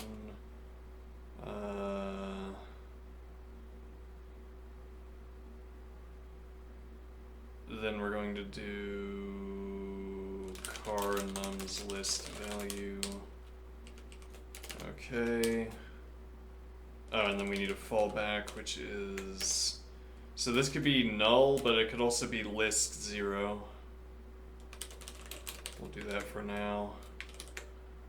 Okay, list 0. And now what is the idea? Let's see. If. Well, actually, we don't need an if, right?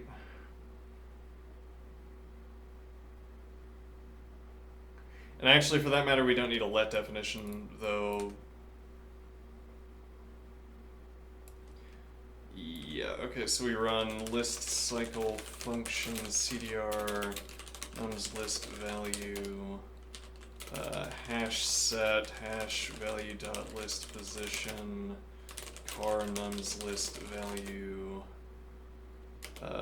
const position on the hash ref hash value dot list position car nums list value and list 0.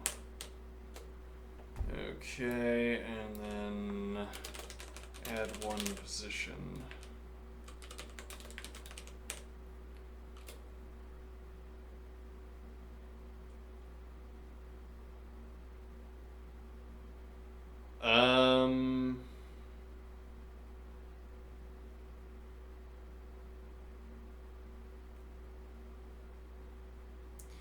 So you can't fold left, fold L, lambda X, lambda value position, const value position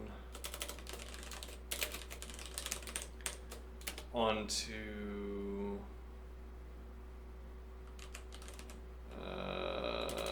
hold on, const onto null. And then I have list 1, 2, 3, 4, list 5, 6, 7, 8. Does that work? No, why doesn't that work?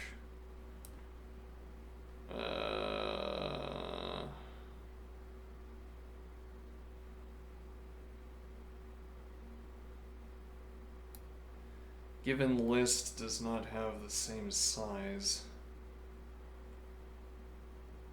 What?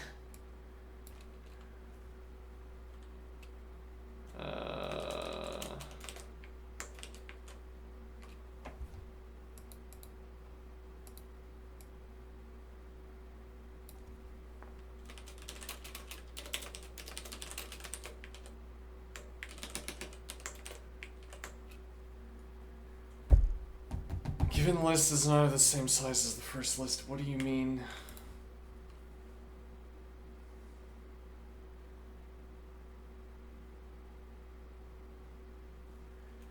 Hold on. Let me make sure I have my syntax right. Fold L lambda x result plus x result plus 0 range 5.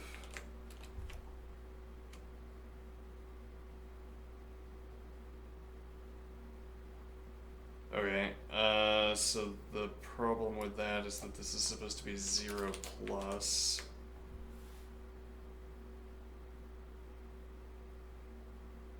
No, this is the, okay, yep. So we don't need this. I think that's actually what's throwing this off. And now run. Given procedure does not accept 3 arguments. Doesn't it though?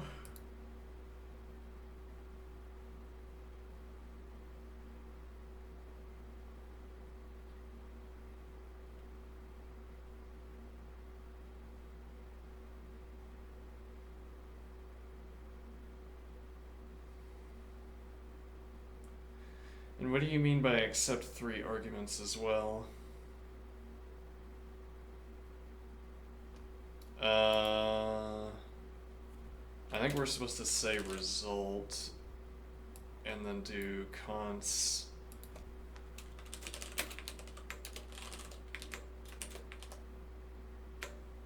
Okay, that took some figuring out.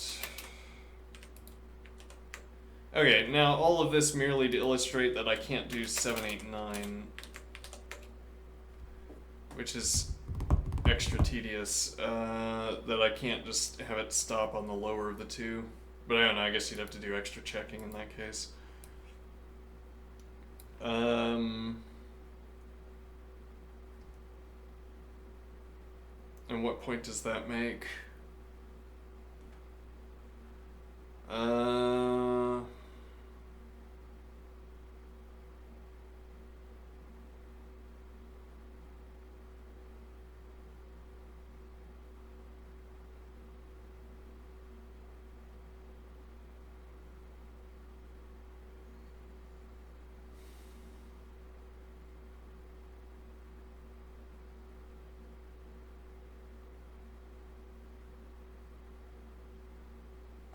Right, so we need a position counter effectively.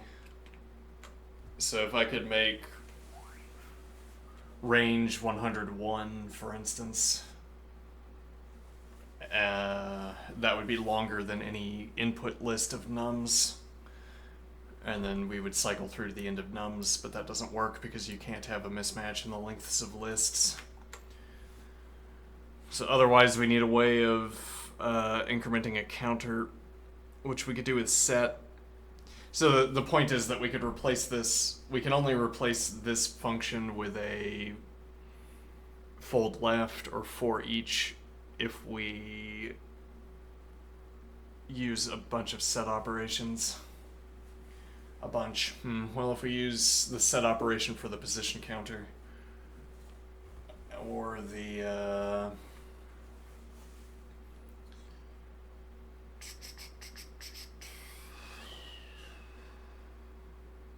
well, we'd have to have a set for both. Well, no.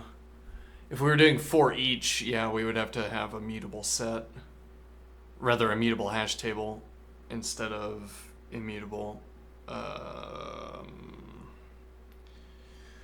We wouldn't have to, because we could instead have a let definition with an immutable hash table, and then we could update the let definition instead, which would be kind of horrible, but it's a thing you could do.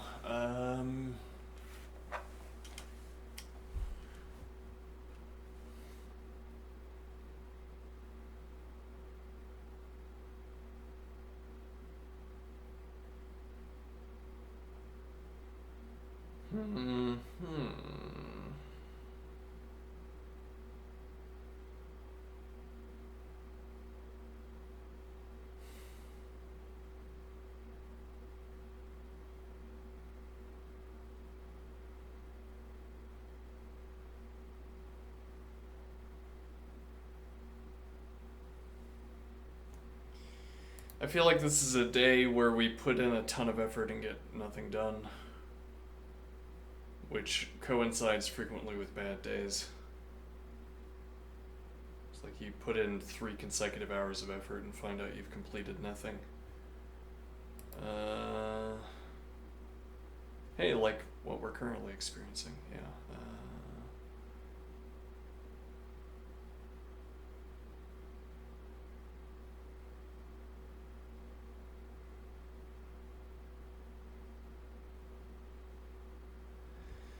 Yeah,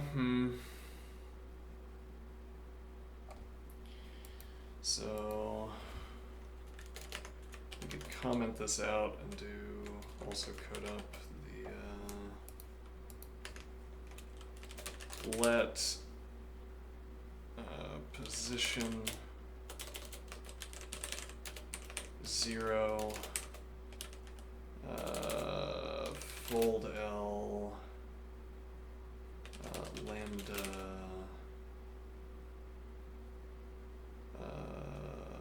value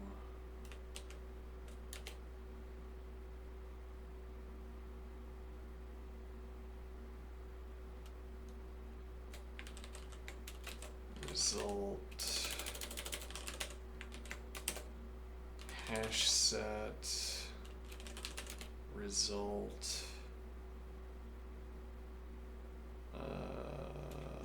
value const position onto must be list. No, wait, hold on. No, const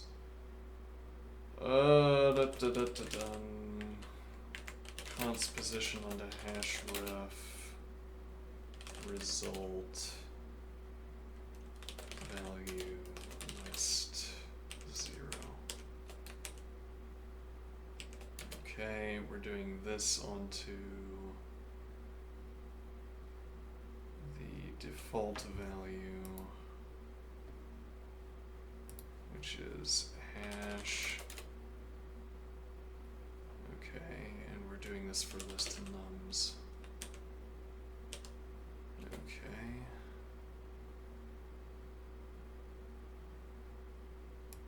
Let's make sure that works.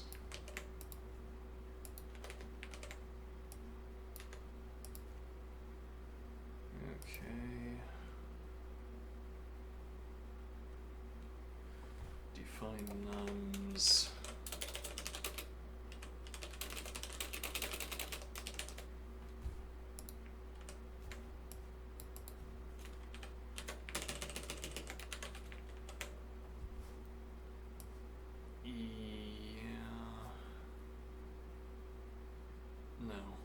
Right, we have to set set position. Oh, that doesn't. Well, okay, we could start at -1. Okay, set position, add 1 position. Alright.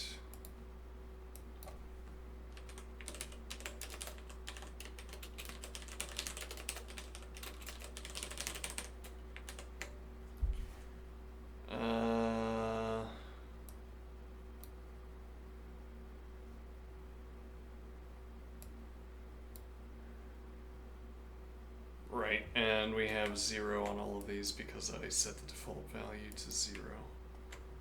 Okay.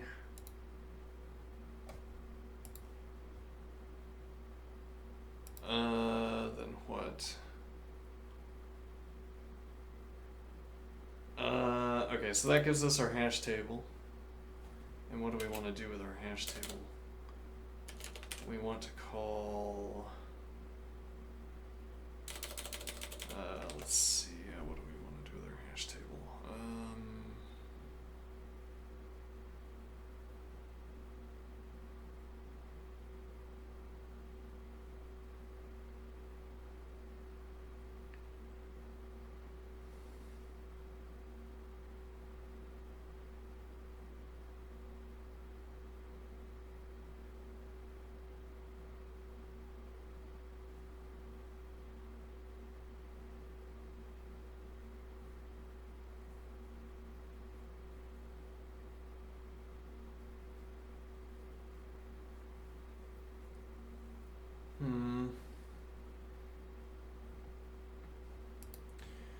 Yeah, well, we don't have any notes because I'm kind of rushing, but I don't know.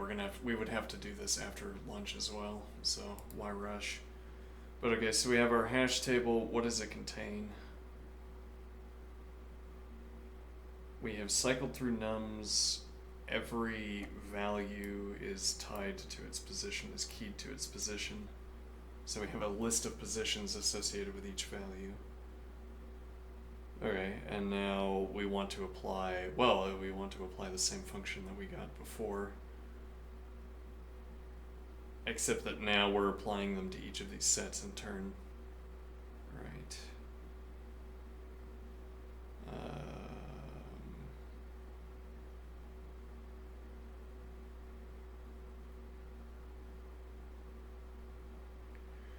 Okay, so what we would do here is we would extract the key list.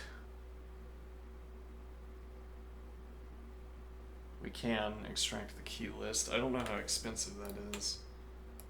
It might have zero cost, I don't know.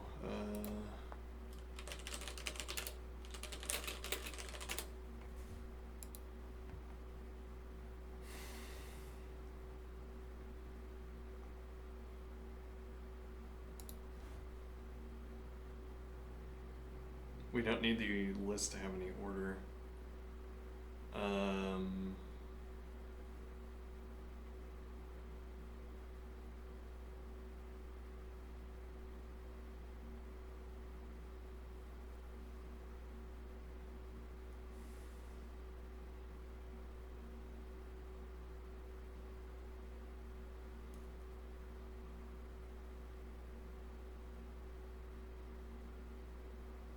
So we could also do this.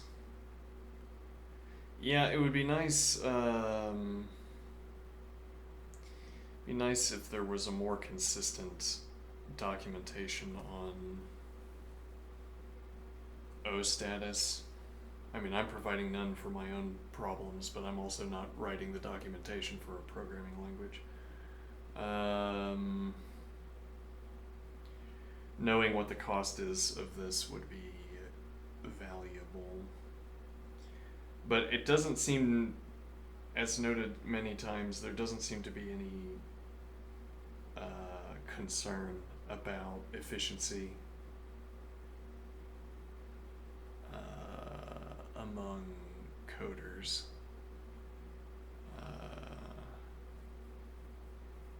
People don't seem to care. Let's see, or they only care if something becomes disturbingly slow.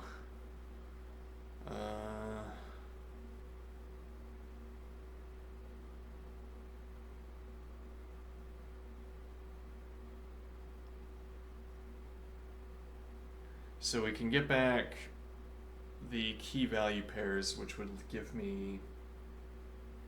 Well, I mean, the point here would be that then I'm done with the hash table.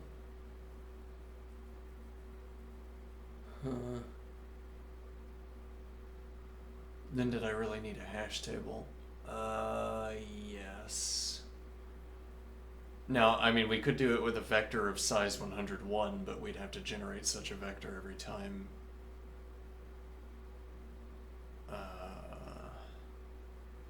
And I mean, we could keep the hash table and just take out the key list. But okay, we could do hash to list.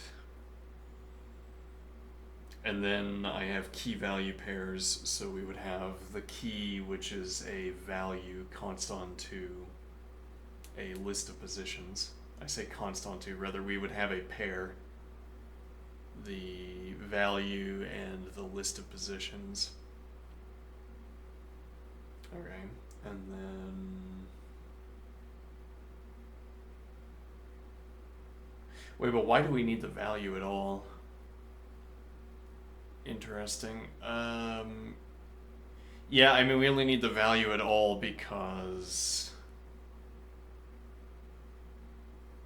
we wanted to reference the hash table. But actually, now that I'm thinking about it, we only need hash values out of the hash table.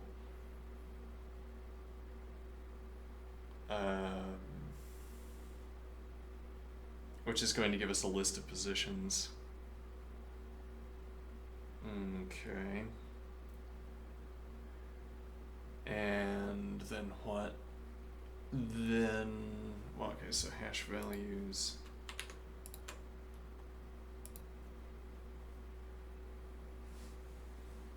We call some function.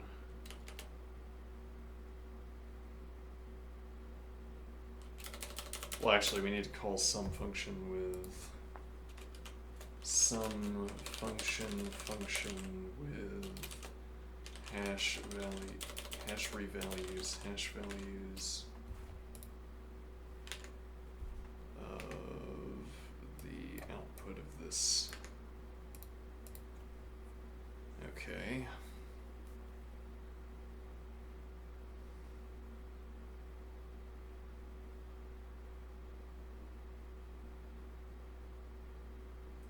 Now, a question here is, could I copy and paste over this function and then just run fold left?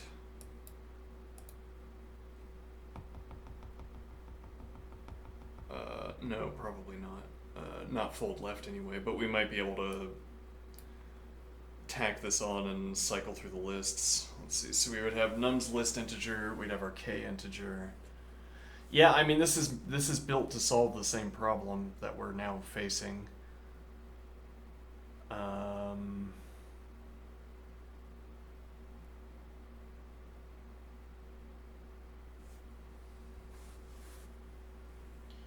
Let's see.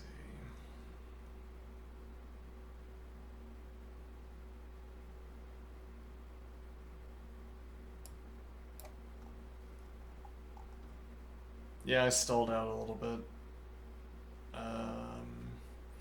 So we would put in list cycle -1, which feeds list at a time into this function with the appropriate arguments. But actually, I mean, these are all default, and this gets taken from the procedure call. So yes, we could run fold left. The only thing that we provide each time is this, and everything else could be a default argument.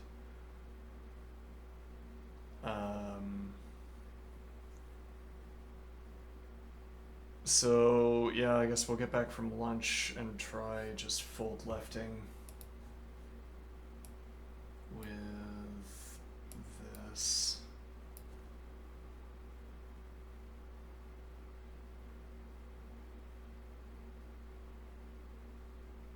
Okay, as for now, I'm going to exercise. Okay. Oh, right, and then call lunch.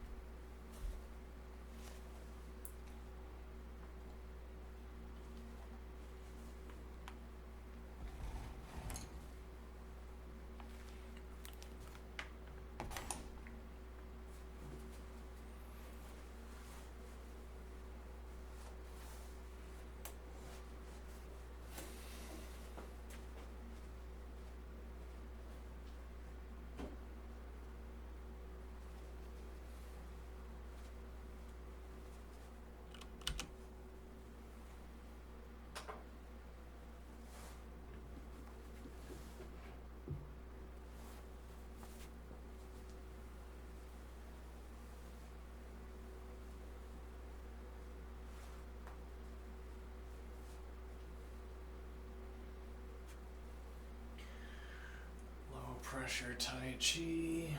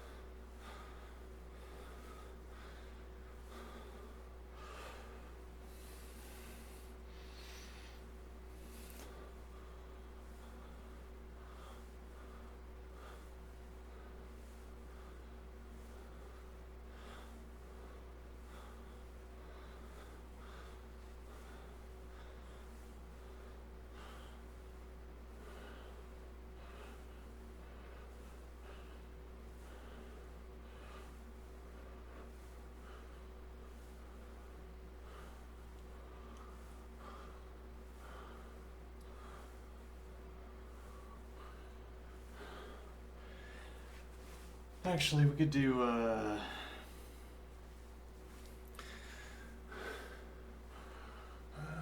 think here. Yeah, it might not be worth doing. We can ask questions about whether k divides position while we're constructing the hash table. And just eliminate all of those cases up front.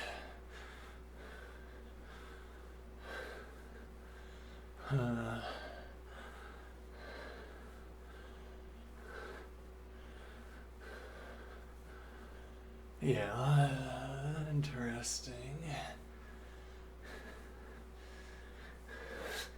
This is actually an issue of having too many ideas, I am thinking. Too many ideas that get in each other's way and we don't complete anything. If we wanted to ask, yeah, well, we'd want to put on a counter, I guess, instead of performing division. Well, because you'd have to ask every time, every loop, does k divide this position value? Instead, you know k divides 0, and then you put on a k-long counter.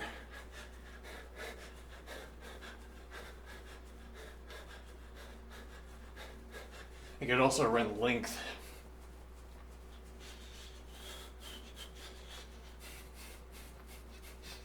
Yeah, I mean, if k is large enough, you wouldn't want to run the counter at all, I guess.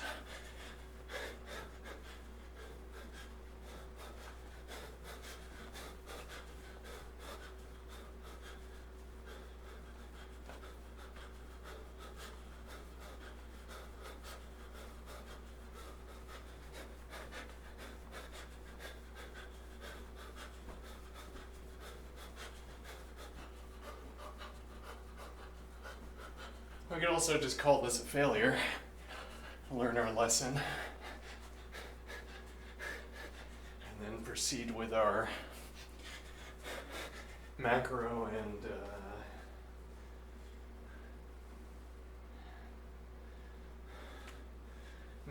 Emacs education. That sounds reasonable. Okay. Oh, wait, we need.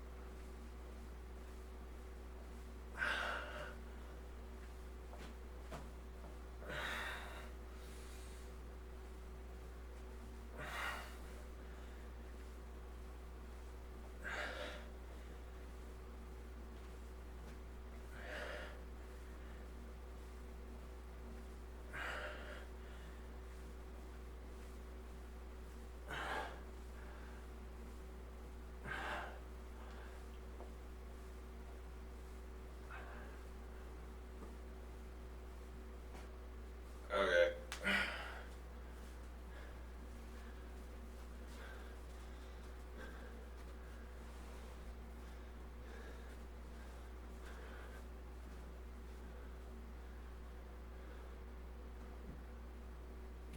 Maybe I need to do more dedicated abs during the exercise segment.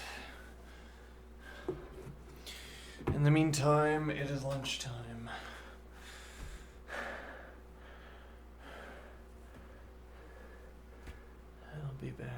Assume.